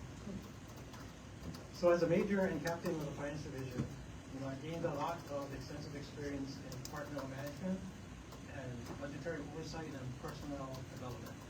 So I've worked diligently during the past year to ensure that the department's ongoing $366 million fiscal year 25 budget is effectively utilized. And that utilization is to reduce crime, improve public safety, and to strengthen relationships with the community. And I will add that, as mentioned, I have a degree in biology. I didn't go to school to be an accountant. So I wasn't picked there because I was an accountant, but it's kind of trial by fire. And I was there for 2 months, and then I went away for training for 3 months, and then I came back. My boss was in training, so I kind of had to run the finance division with minimal experience. But I just wanted to highlight that. Throw me anywhere, I'll learn it one way or the other. Make mistakes, but I'll learn from them, and that's how it came out. So I know it's a lot of confusion with the finance division, but 2 years experience, I was able to kind of get a grasp on it. Just continuing to improve every day and make things better. So before that, I was a captain and acting major in the professional standards office, and started there as a detective. Learned all about how to do investigations, the importance of them, dealing with officers, and complainants, and move up to lieutenant to eventually be the commanding officer. And I really hold that assignment to heart because while investigations are important for the public trust, it's also important because many times personnel cooperate, they didn't do anything wrong. It's just as important to have the integrity investigation to support them when they act in a way that appropriately in their duties. And so I made sure that all alleged personnel misconduct was impartially and vigorously investigated while my time there. So as an interim chief, my primary focus would be to ensuring effective, accountable operations across the department. So I'm committed to managing personnel with fairness, integrity, and optimizing operational efficiency. Excuse me. Implementing inclusive and strategic recruitment practices and providing exceptional service to the communities we serve. So there's times when we're going to have to make changes as an interim. And when the changes to personnel or operational practices need to be made, I'm going to take decisive action to implement the necessary changes. Just like when I was meeting in the finance division, I had to make a call. I couldn't ask people, I just had to make it. I relied on my personnel to make the most reasonable call. And sometimes they weren't right, but it's my bad and we work to fix it and learn from it. But ultimately, it's interim. So I want to lay a strong, stable foundation that the next chief can build off on. In that sense, examples I give is as interim chief, so budgetary-wise, because I have an experience. Chief, that was 5 minutes. If you don't mind, you can just summarize. Okay. So I'm going to implement changes to make sure that financially, commanders do what they're supposed to be doing properly, and to make sure that the misconduct practices and whatnot are kept. That we keep the department's integrity there. That's all knowledge that there's a high learning curve, but because of that high learning curve, it's all second nature to me, so I don't have to kind of worry about that. So I can focus more on the aspects of public safety, like finding crimes out there, or especially the recruitment and detention practices, because we have so many vacancies. In closing, I'm confident that my leadership experience, operational knowledge, and dedication to public service would make me a strong candidate for this one. And I'm kind of who I am because of all the people around me that encourage and support me, and I want to be there to support the department because I believe in the department, and I believe that we have a great future. Thank you. Thank you for your So just so that we're clear for all the candidates, would you be interested in also applying for the permanent position? Yes, definitely. Thank you, sir. Thank you.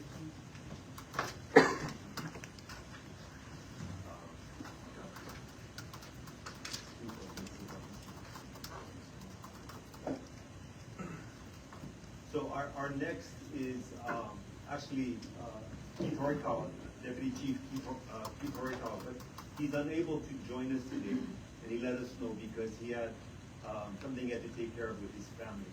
So he will not be making a statement today. The next up will be Wayne Ibarra.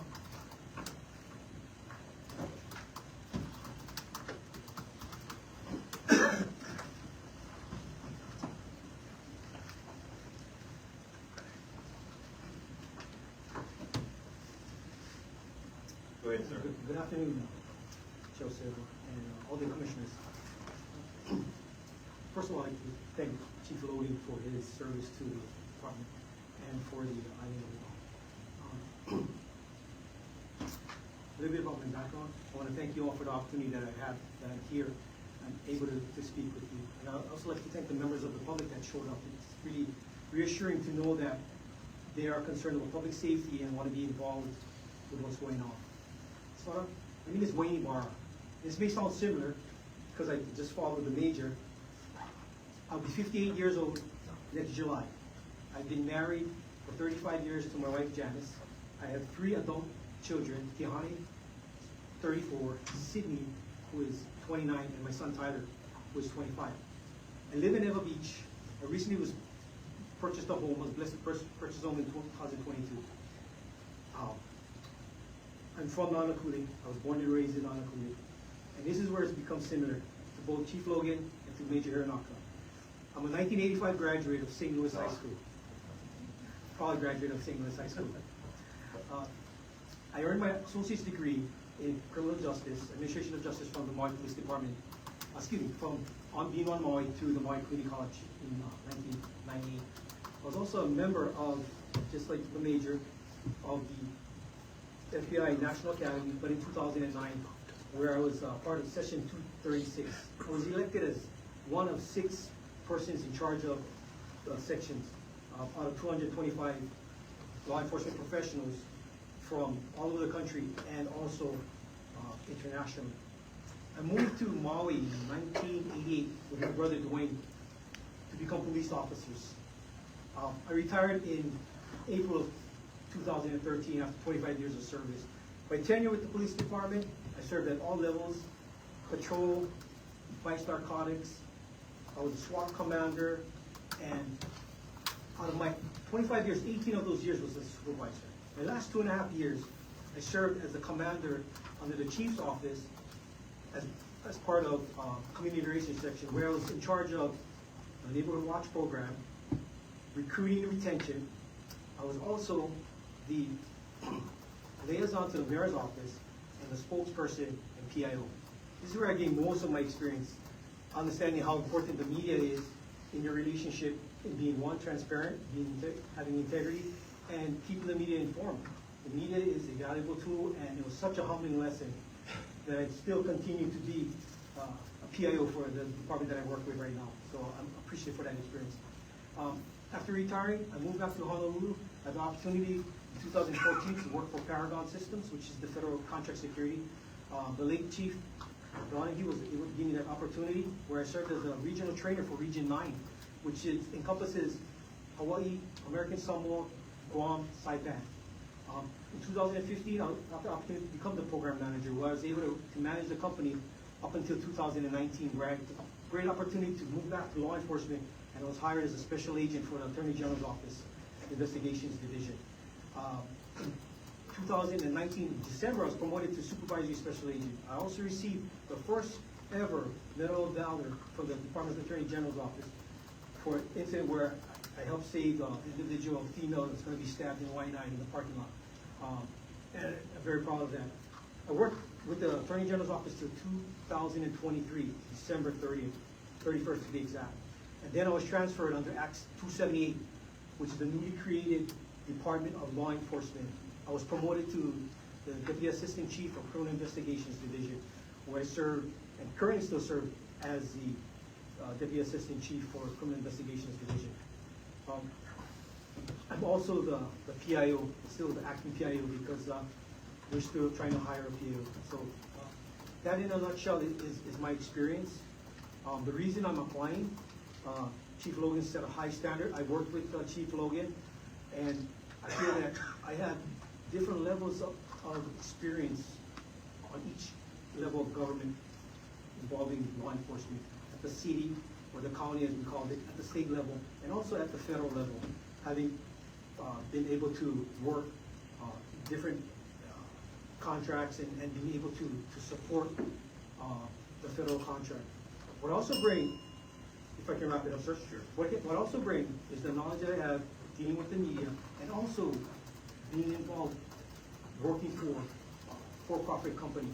As you know, dealing on the private sector is much different. You have to have financial accountability, and whether or not your employment continues is determined upon whether you stay within a budget and you maintain the level of service that is required, especially for the federal government. So I think those things in a nutshell kind of express my qualifications. And yes, if I have the opportunity, I will gladly apply for the regular chief of police. If not, I'll still be part of law enforcement as the Deputy Assistant Chief in charge of criminal investigations under our newly appointed director, Mike Lambert. So I thank you guys all for the opportunity, and I really appreciate the time. Thank you. Thank you.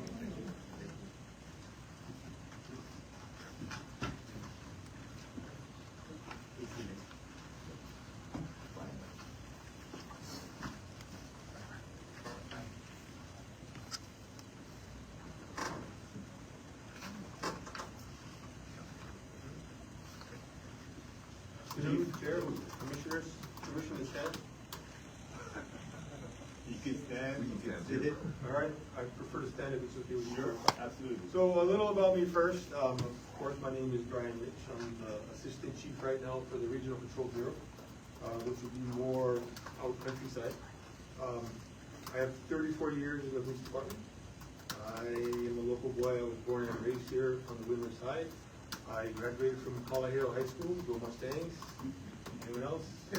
Not. I went to college here and got my degree, and from college I joined the police department. I have a wife of 33 years. I have 2 daughters.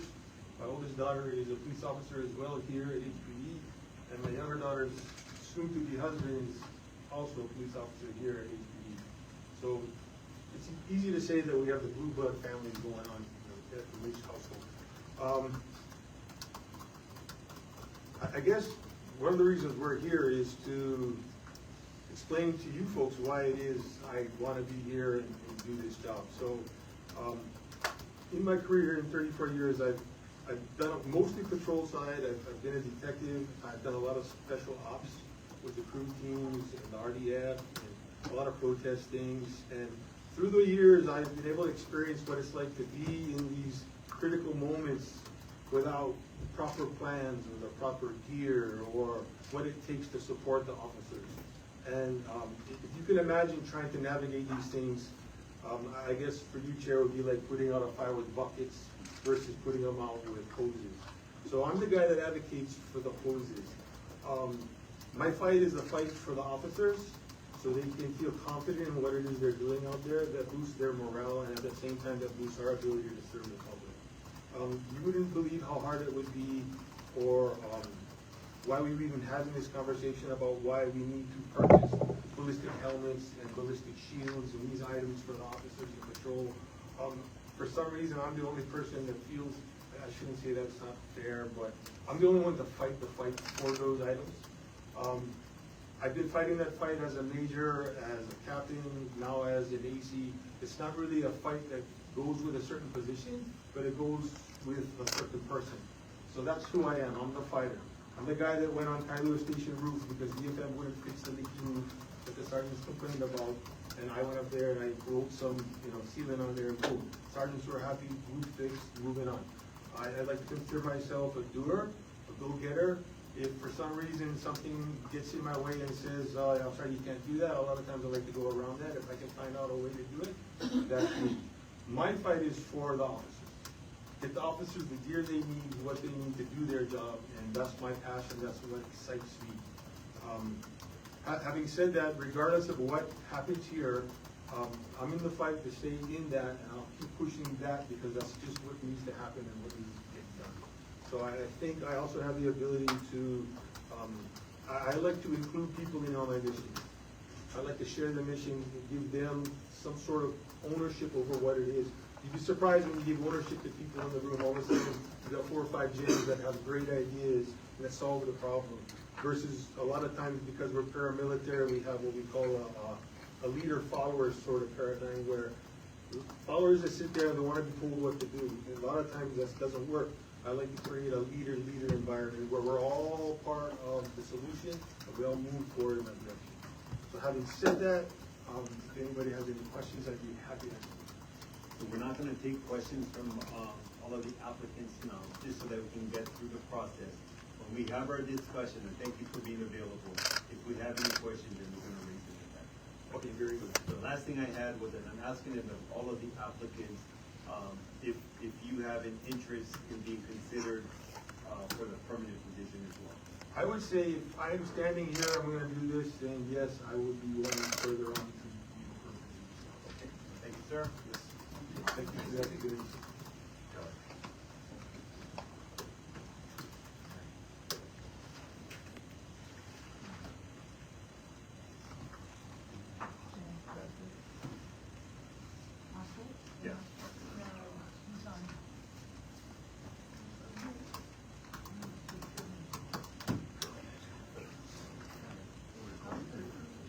Mr. Moskowitz. Chief Moskowitz? Chief. Hello. Good afternoon, sir.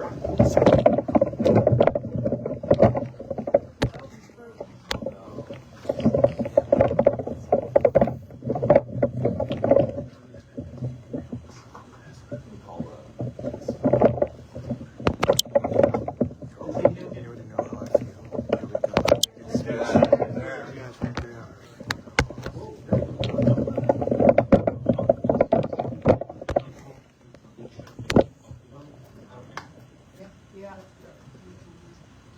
You can hear me okay? Yes, can hear you better now, yes. Okay, I'm gonna take that camera off if that's okay. I think that's probably will say that I moved that. See if that's all right. That's fine. Okay, Chair, Vice Chair, Commissioners, aloha. Thank you very much for the opportunity to introduce myself. My name is Ben Moskowitz, and I have the pleasure of serving as the Chief of the Honolulu Police Department. I feel compelled to say that I did attend the FBI National Academy, as I can lead to, and I did not attend St. Louis.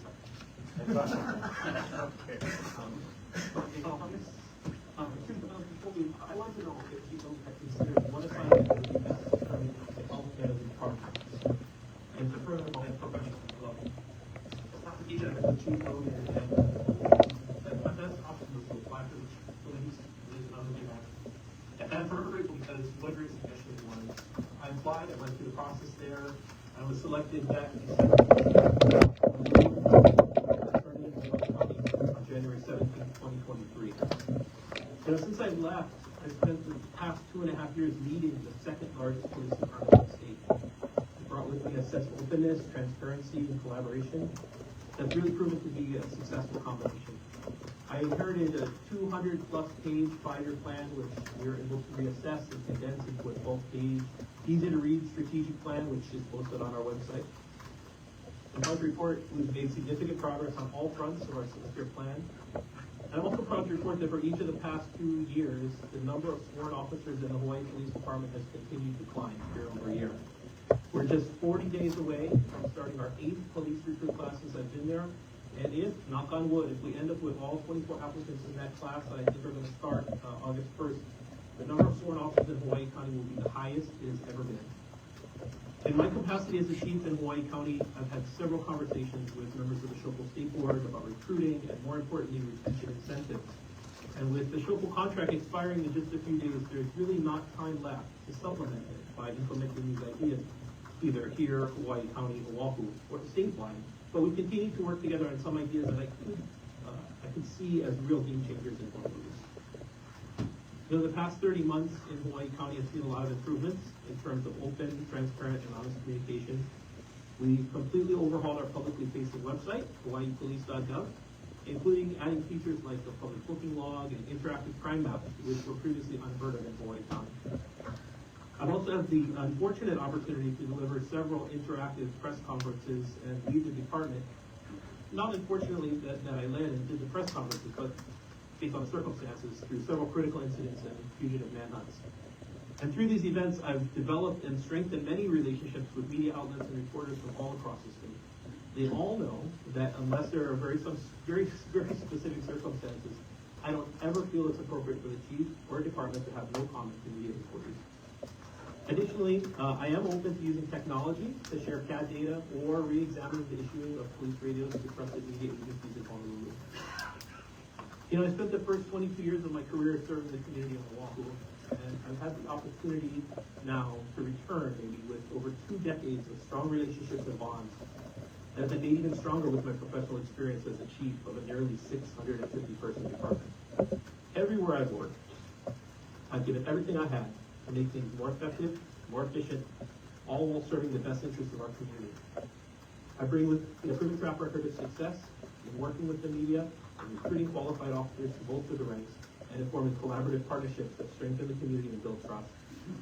So while I understand you have an extremely difficult decision before you today, I would urge you not to consider simply choosing a placeholder while the community waits for a permanent chief. If I'm chosen as the interim chief, I look forward to aggressively competing for a permanent job. But the Honolulu Police Department cannot stand a single day without strong leadership and clear direction. The work it does and the community it serves are simply too important. I humbly ask for your support and the opportunity to serve as the Honolulu Police Department's interim chief of police. Thank you. Just, even though you said I just want to verify it again, you are interested in applying for the permanent chief of police position in Honolulu? Yes, if selected as the I'll absolutely apply for it. Pikachu still says no.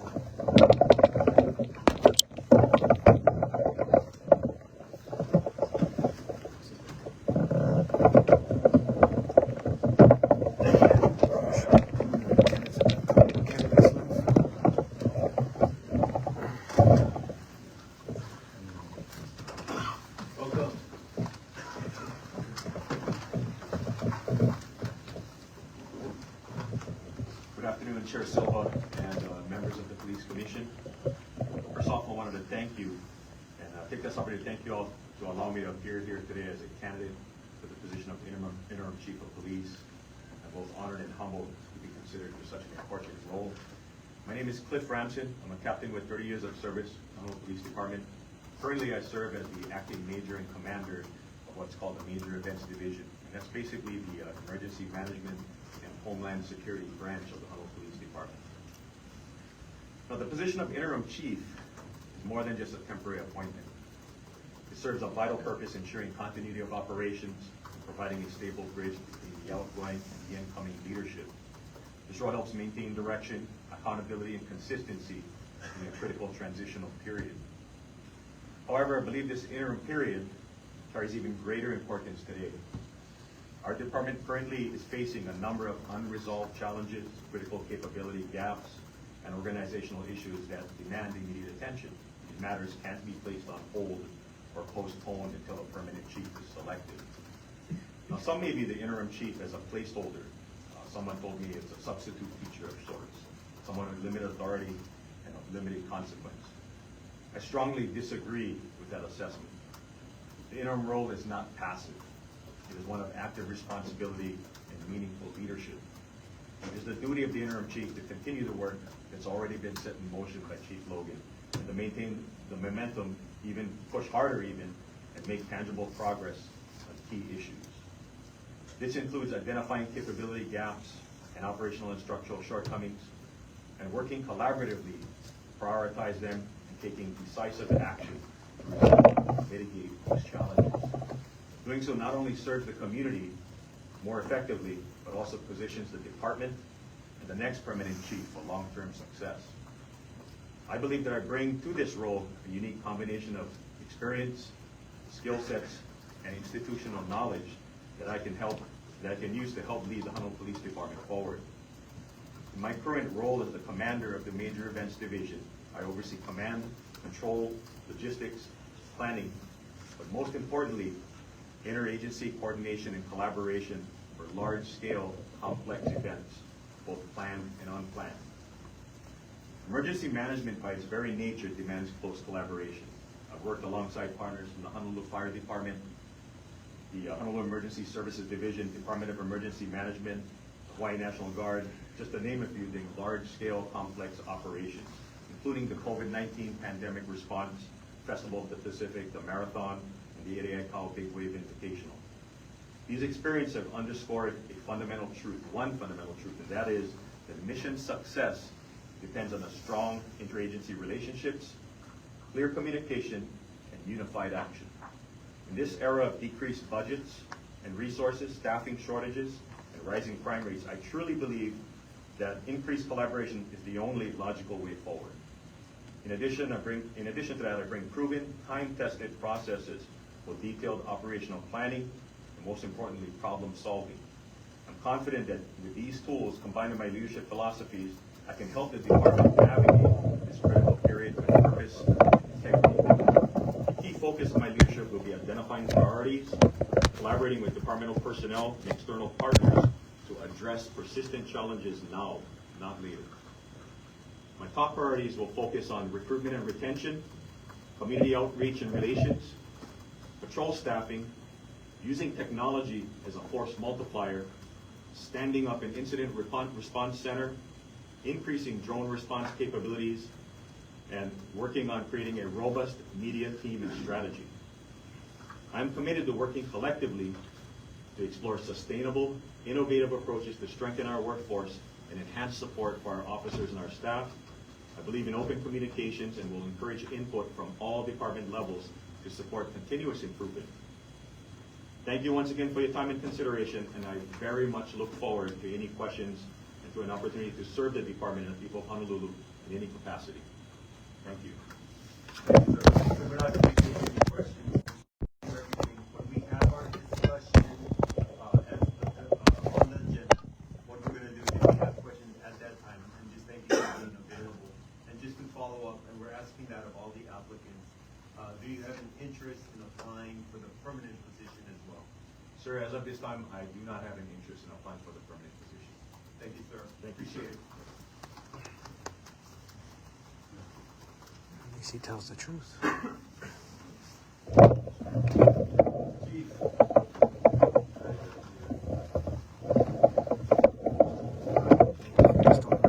He was at city council with us. I created a department, but I think it might be a little difficult to do so. I created that. Thank you.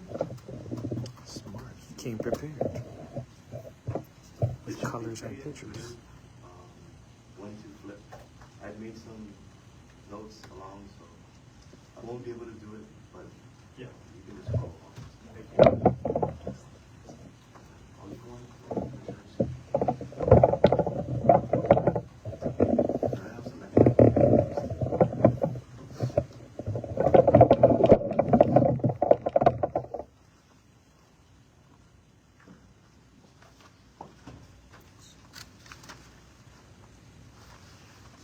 Good afternoon, Chair Silva and members of the Honolulu Police Commission.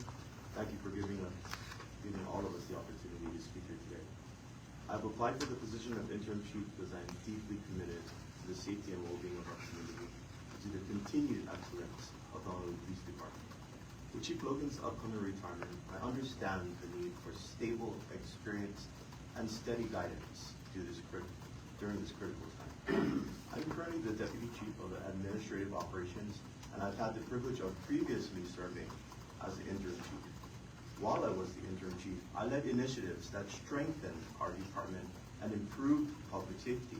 This included the successful launch of the 313 Alternative Schedule pilot program, which improved officer morale and operational efficiency and was later adopted department-wide. I also initiated the Chinatown Task Force, a focused effort that brought together resources and partners, ultimately reducing crime in the area by approximately 30%, all done while I was the interim chief. These programs reflect my commitment to innovative, data-driven solutions and collaborative policing. With my prior experience leading the department during transition, along with my deep understanding of HPD's administrative and operational needs, I am confident I can provide steady, effective leadership during this critical period. I have also overseen several major projects that have strengthened both our department's operational capacity and its connection to the community. On the recruitment front, I led initiatives to attract and retain talent across both sworn and civilian positions. This included the introduction of the cadet program that was designed to support future police officers in their teens and early 20s, the college pathway internship program, the Skill Bridge program, which connects with military personnel transitioning out of active duty. For civilian recruitment, I oversaw efforts by our scientific investigation section to create a summer internship program, the vehicle maintenance sections and radio shops partnership with the Honolulu Community College, and the communications division sit-along program for individuals interested in becoming police communications officers or dispatchers. These programs have expanded our recruitment pipeline, strengthened our community ties, and laid the foundation for future initiatives. I also oversaw key operational and technology upgrades that have enhanced HPD's effectiveness and safety.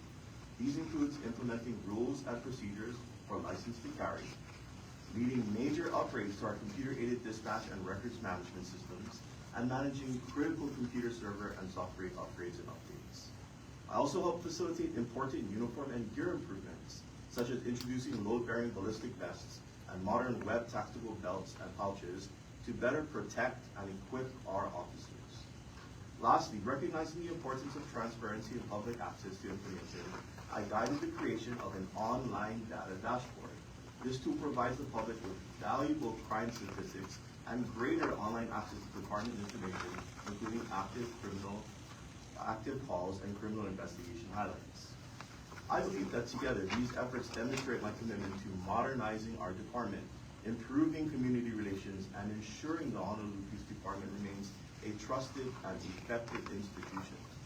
If appointed, my focus will be on maintaining the department's high standards of professionalism, community trust, and transparency, while ensuring that our employees have the support and resources they need to successfully and safely and effectively do their jobs. As part of my ongoing efforts to strengthen transparency, community trust, and organizational stability within the Honolulu Police Department, I will be leading and participating in the following key initiatives. Number one, enhance media access to police radio communications in conjunction with Honolulu City Council Bill 46. In alignment with Bill 46, I will oversee the development and implementation of the strategic plan and internal procedures that provide the media with greater access to police radio communications. This initiative aims to balance public transparency with operational security, ensuring that media outlets receive timely, appropriate access to critical information without compromising officer safety and investigative integrity. Number two, staffing and retention task force in conjunction with Honolulu City Council Resolution 25-160.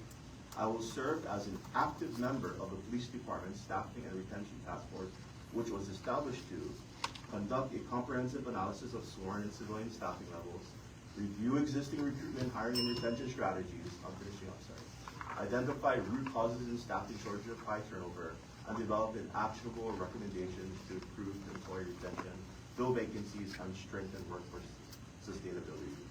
These efforts reflect a broader commitment to ensuring that the department remains responsive, transparent, and well-staffed to meet the needs of our community. I am prepared to work closely with this commission, department leadership, and community to foster a culture of respect, accountability, and collaboration during the transition. And look, I'm gonna slow down here. I love this department. I care about the men and women of this community and about the people in this community. And I would be honored if you folks give me the opportunity to lead this department. And I just ask that you give me the chance. And I do have the opportunity, since I'm going last, to say, if you do have any questions, I'd be more than happy to answer them. I only have just that one that I've asked all of the other applicants. You want to be the chief. Would you be interested in applying for the permanent position as well? You know, I'm going to make a bold statement here and say, it's a tough job. And I was fully prepared to say, coming into this meeting, that is something that I need to discuss with you now, obviously.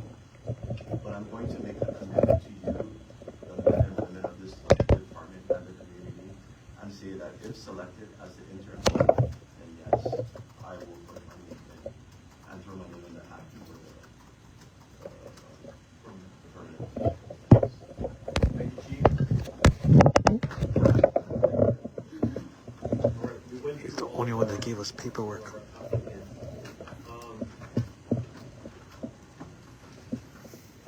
So what I was thinking about is, I think the goal of this part of the agenda is for us to get to a point where we feel comfortable taking a vote to do a selection at this meeting so we can have the money in place. But with saying that, at the same time, I want to make sure that everybody feels comfortable that we have enough discussion so that if there's a decision that's made, everybody feels that that's that we vetted it thoroughly so that they're comfortable with that decision. So what I want to do is I kind of want to it's a difficult time for all of us, for the department as a whole, of course, in recent history. We've had some instability.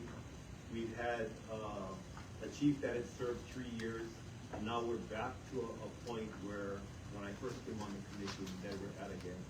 we're at the front side selecting interim police chief and then looking towards a permanent selection as well. So I'm looking just for a discussion in regards to how do we want to proceed. Speaking about the candidates, talking about what we feel the need for the department is at this time, and then how we want to proceed.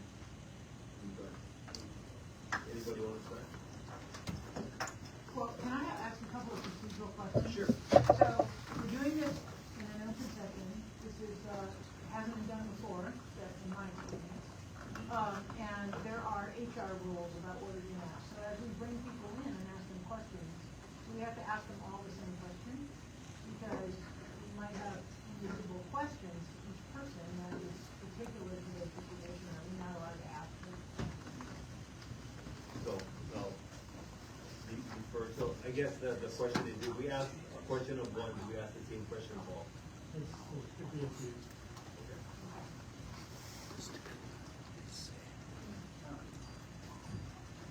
Super uncomfortable when you raise this question. This is a personal action, and we start asking questions of individuals from privacy interests. It sounds like a word, but it's I should say also, we have, people of life in our position, and people who are in their seat, doing the job, doing a good job, doing work. That is hugely relieving to me, and also that they're interested in the permanent position is, we're gonna hold them to that, for sure. But I feel especially because a lot of them said they're gonna apply for the permanent, we should treat this a little more, it's such an important function, chief of police of, city and county, but I think we have to treat it more formally as a hire. And this feels very,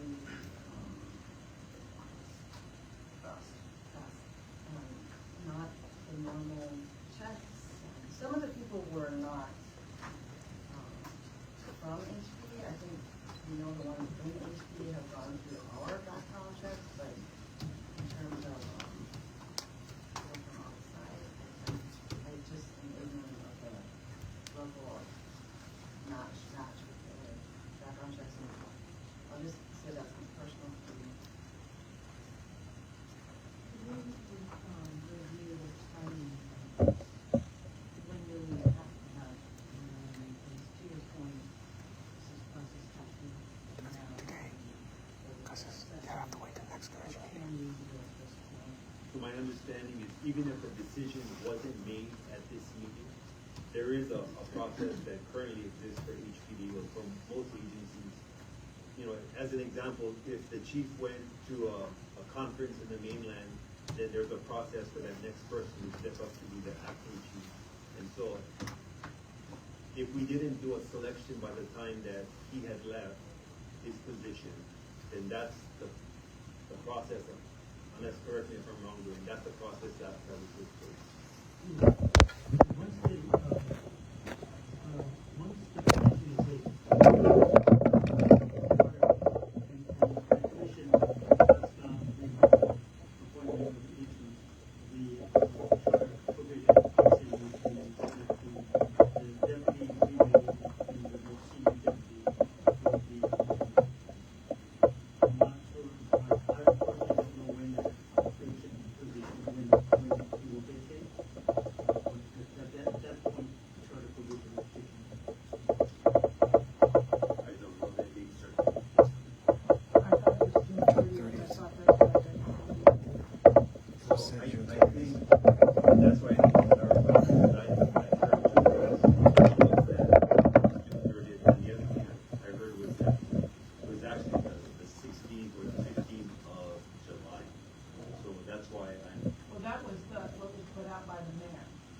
Not that. This was specific to Chief Logan.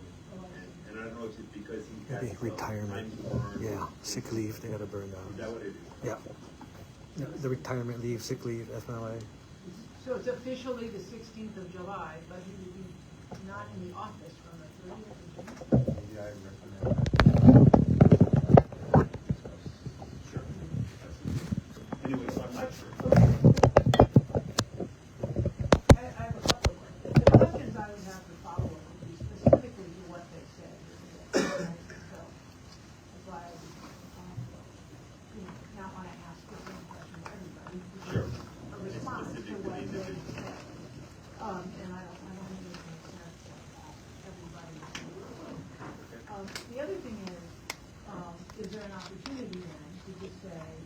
follow the process that's already in place, you know. Well, first of all, I agree with Commissioner Okinawa that we've seen the candidates come forward today, and that's really, really good to see.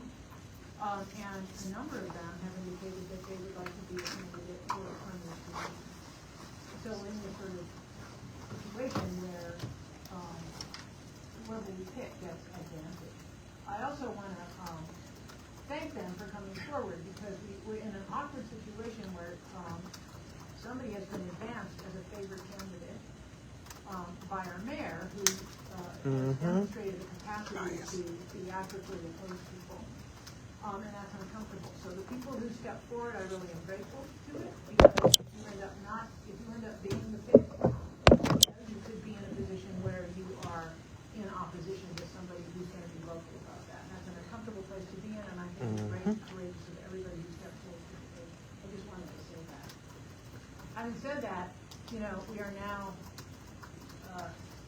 I also have concern about picking somebody to be an interim chief, who is then going to be in place and a candidate for the permanent position. And that really is explain why. I just feel like they're in a position of advantage, you know, because they're in the job already. Yeah. It might also be a disadvantage. They're very high, in a short period of time, and the personnel might, it can be as much of an advantage as a disadvantage. So, it's just another perspective on it. What if we let the process play out, and the process that's in place, which is the next highest level, just becomes the acting chief? Everybody in the pool who wants to move forward gets automatically in a permanent pool. In the pool for the permanent selection, we continue to focus on getting that done and getting through the procurement process and so forth, so that it doesn't take a year, like we did last time.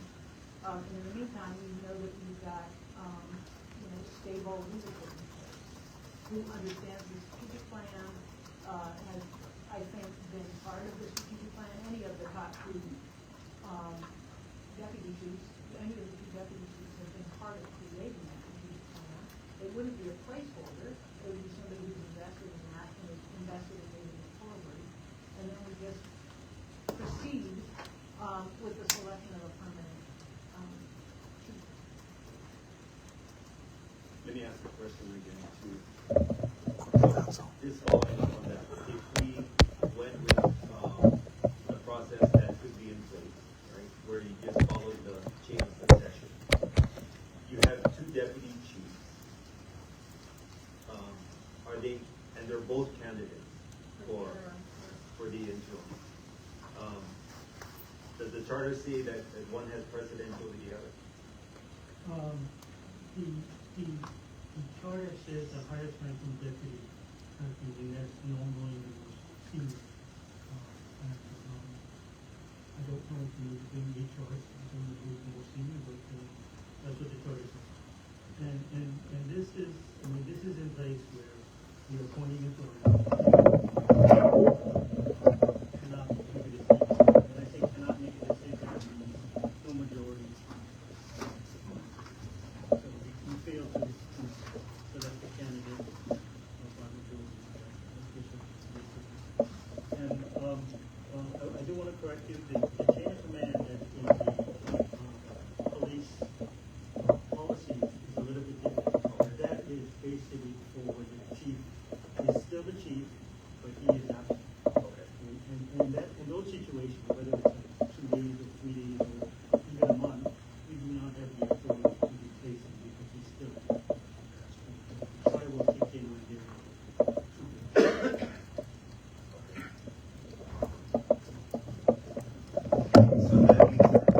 Tough decision. Yeah. Take a break. I'll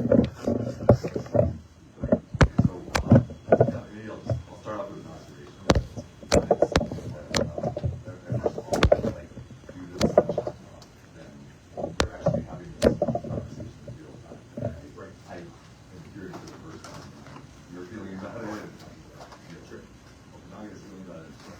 This is the first time that we're hearing each other talk about this, and so I've been thinking about this. But but I think one of the things that struck me during this presentation was I started jotting down, like, in our much maligned process that we went through in 2022, like all the things that we actually did when we were thinking about picking the chief. Like we took, like we heard from stakeholders that would come and do presentations. So we had high school students tell us what they wanted to be next chief. Then we took 7 months. Like, we did not take 7 months. Budget, this Department of Budget and Fiscal Services did 7 months to find what are the people who and that search.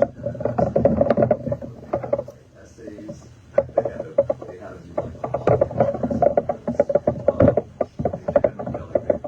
they also put them through like actual scenarios where they were presented with something and then they had to tell us exactly what they would do during that situation.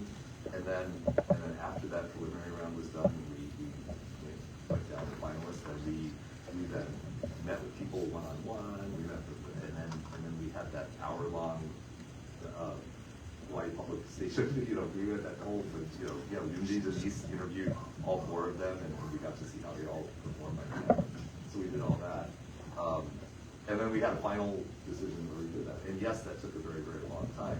But now in contrast, what we just did here, that was like TikTok videos. So that was just like 5 minutes of literally like the length of a TikTok video where people just came here and it was wonderful presentations, but and some of them, because I remembered them from 2022, I actually appreciated and remembered what I liked about them back then.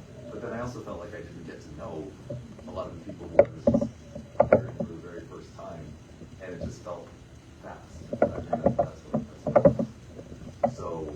so to me, that's the observation that I'm making. I'm not saying that. I think what's happening is that we're feeling this pressure to come up with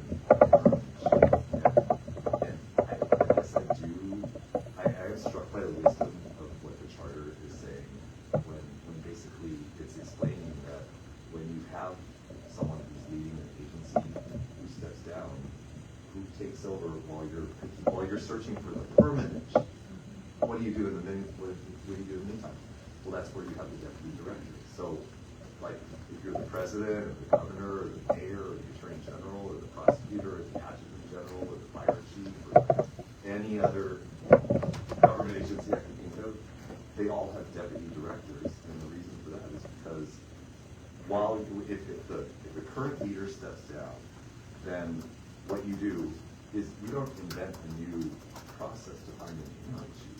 What you do is you start searching immediately for the next permanent chief, and then in the meantime, you have the backup quarterback there that's going to be there. So to me, that just makes better sense. Like why?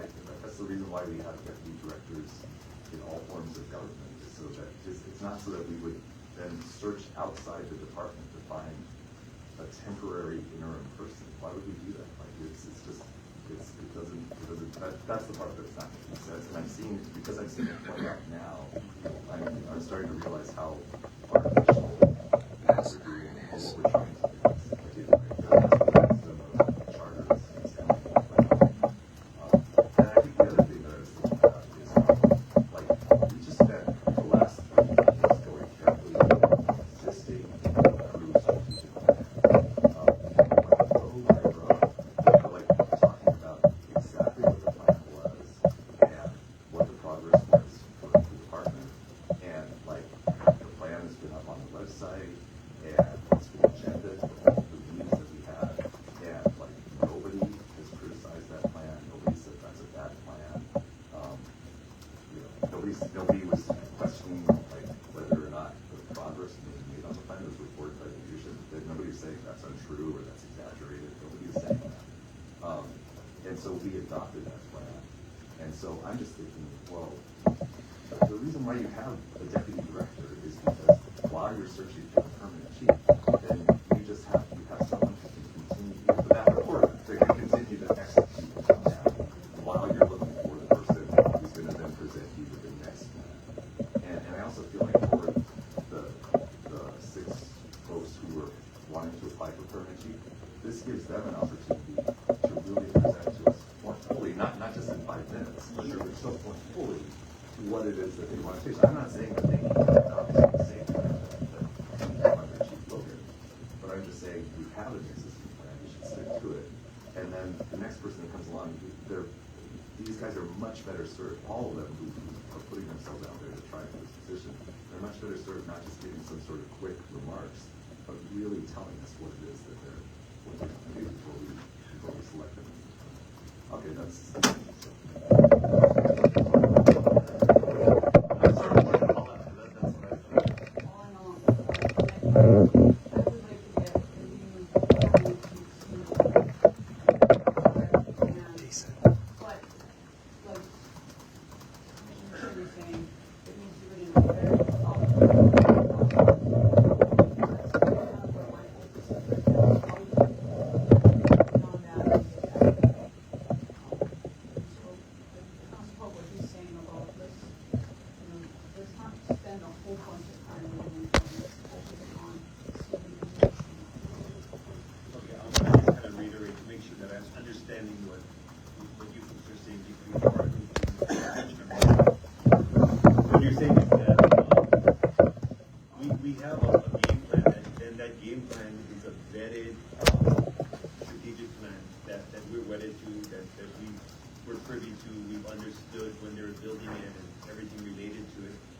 That's the path that HPD has been following.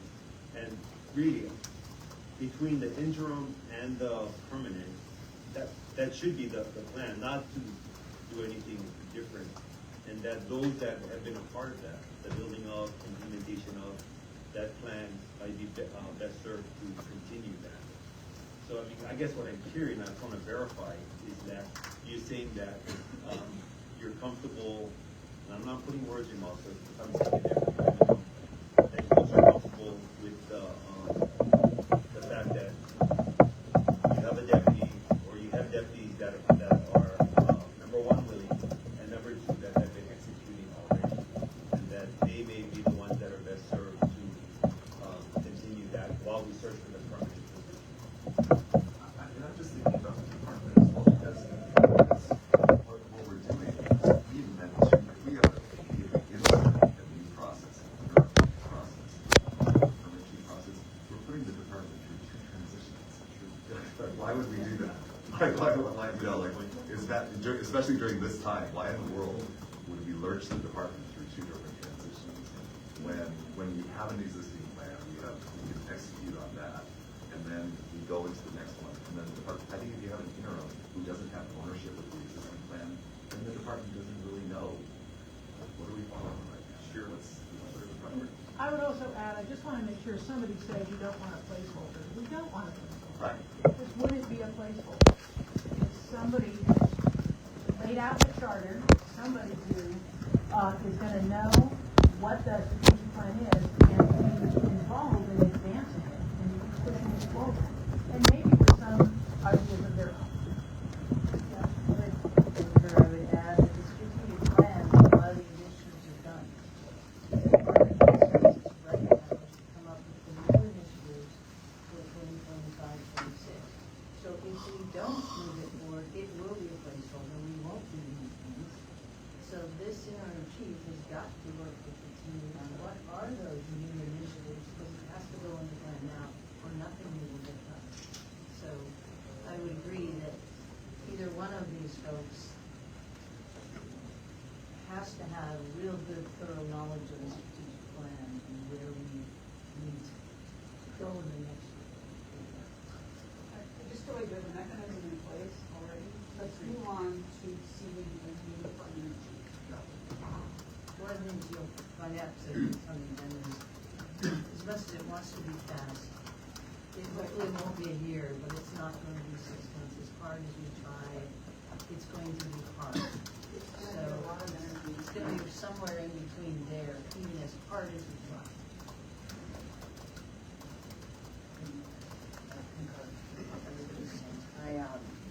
I do want to give credence to that. Sometimes I wish this commission could just be. We're not capable of it. We're not capable of it. So there's no question about that. I do want to also say that he's been walking through the FSA. So the mayor's super concerned about public safety. He's prioritized it. He's giving us feedback. he's giving us input about what he thinks the department needs. I hear it, we hear it. I think we also have our responsibility to do the charter that he appointed us to this commission to do, and I'm just really proud of it. Commissioner Suki, I know that you're out there in the ether, but do you have anything that you want to add? Oh, muted. Unmute. You're muted again. You have to unmute. Oh. Yeah.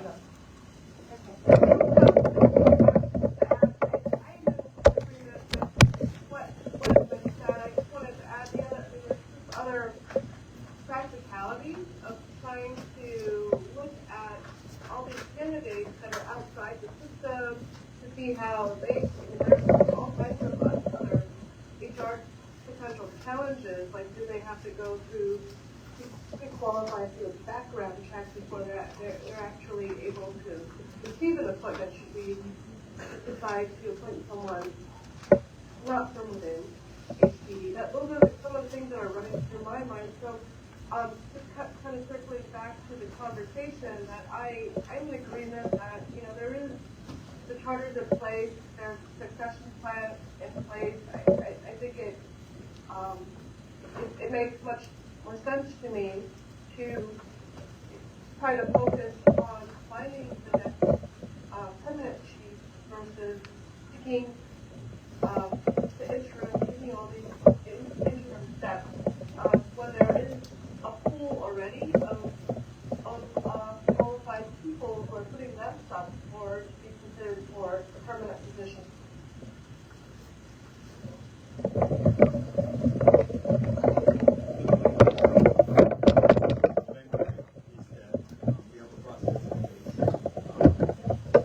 So how do we move forward? Do we make a motion? If the commission does not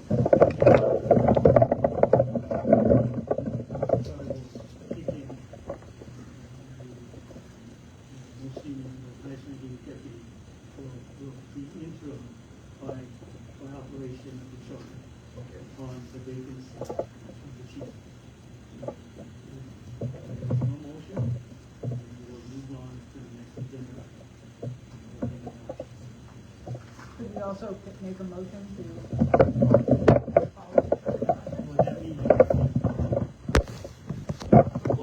So what I think about that is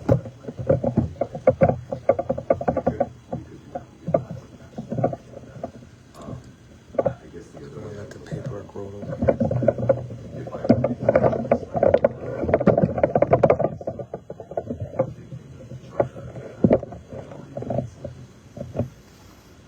it already has a built-in mechanism for what you do when you are not having your leader, you go to the deputy leader. That's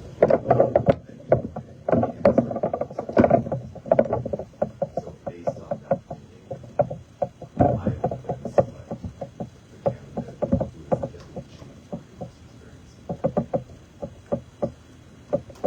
I'd make a motion.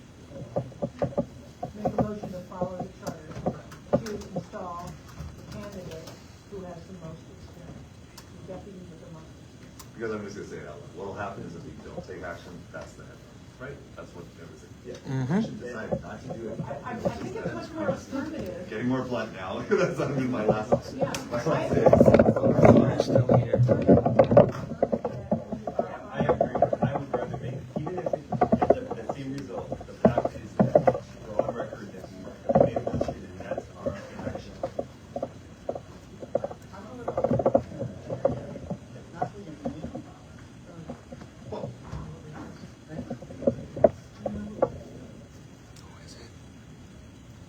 So in other words, the motion should be to affirm the name. Do we know the name?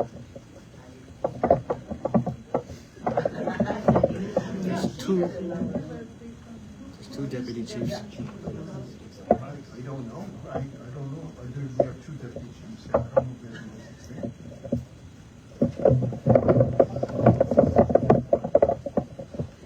Can check years in service.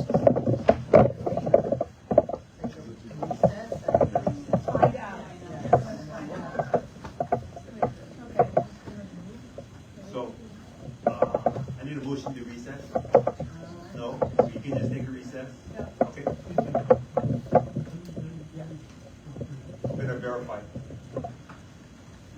Are we in recess? Do you need time to be out now? I thought I did, but even though I wanted to, we didn't have to do it.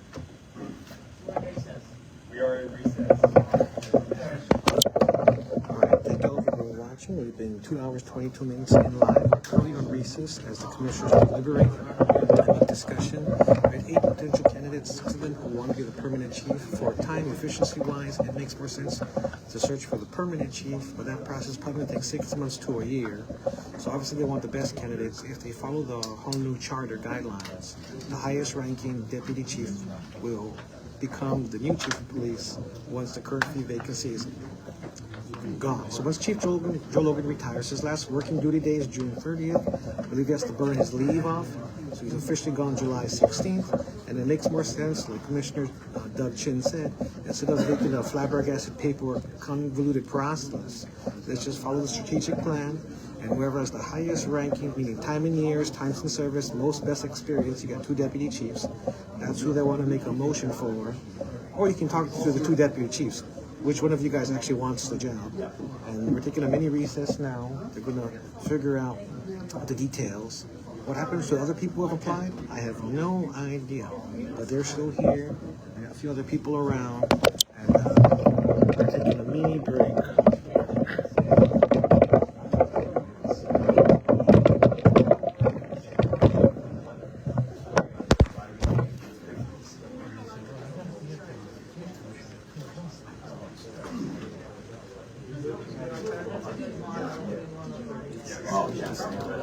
Can we have one of those? Could you give it to our guy over there?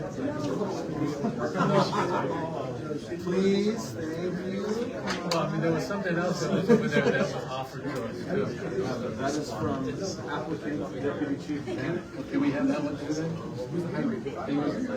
The other one was, I don't know, because the other one had a break in service. Okay, so that's the guy.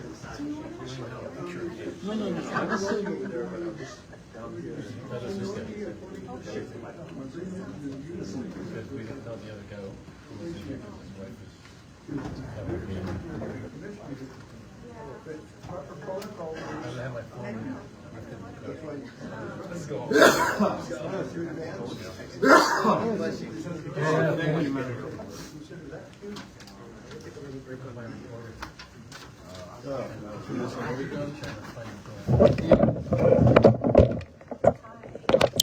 Alright, ladies and gentlemen, we're going to take a mini break. I want to get the live stream going. Right now we're on recess, not too many things exciting going on. We're going to deliberate, figure out who has the most time in service, most experience, based on 2 deputy chiefs. We're going to get some names. So when they make the motion, if you follow Robert's Rules of Order, they could just let it slide and let the charter take over, but it doesn't look good when we all talked about the bills, Bill 46, media full transparency. It's better to show leadership, make a decision, and yours truly would actually talk to those 2 deputy chiefs, see actually if they both want the job, who wants the job, personality-wise, who's going to follow the strategic plan. A lot of great presentations.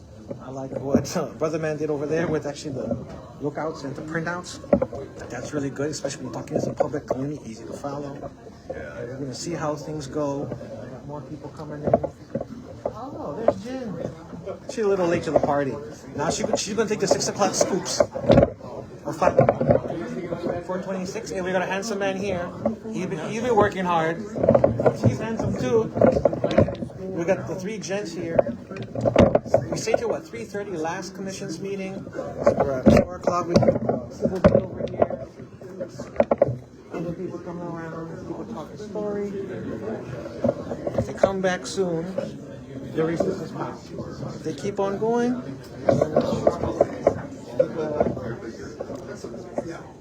media's talking, other people talking. The smart man. I'm glad we have some agents on this thing to keep it blunt and straight. What are you talking about? We've got more people coming in. Might be ending our recess pretty quick if they found out. I haven't seen you since we were wrestling. Might be making a motion real quick. We were toiling over there. Where'd you go? I'd say give it 5 minutes before they come to a decision.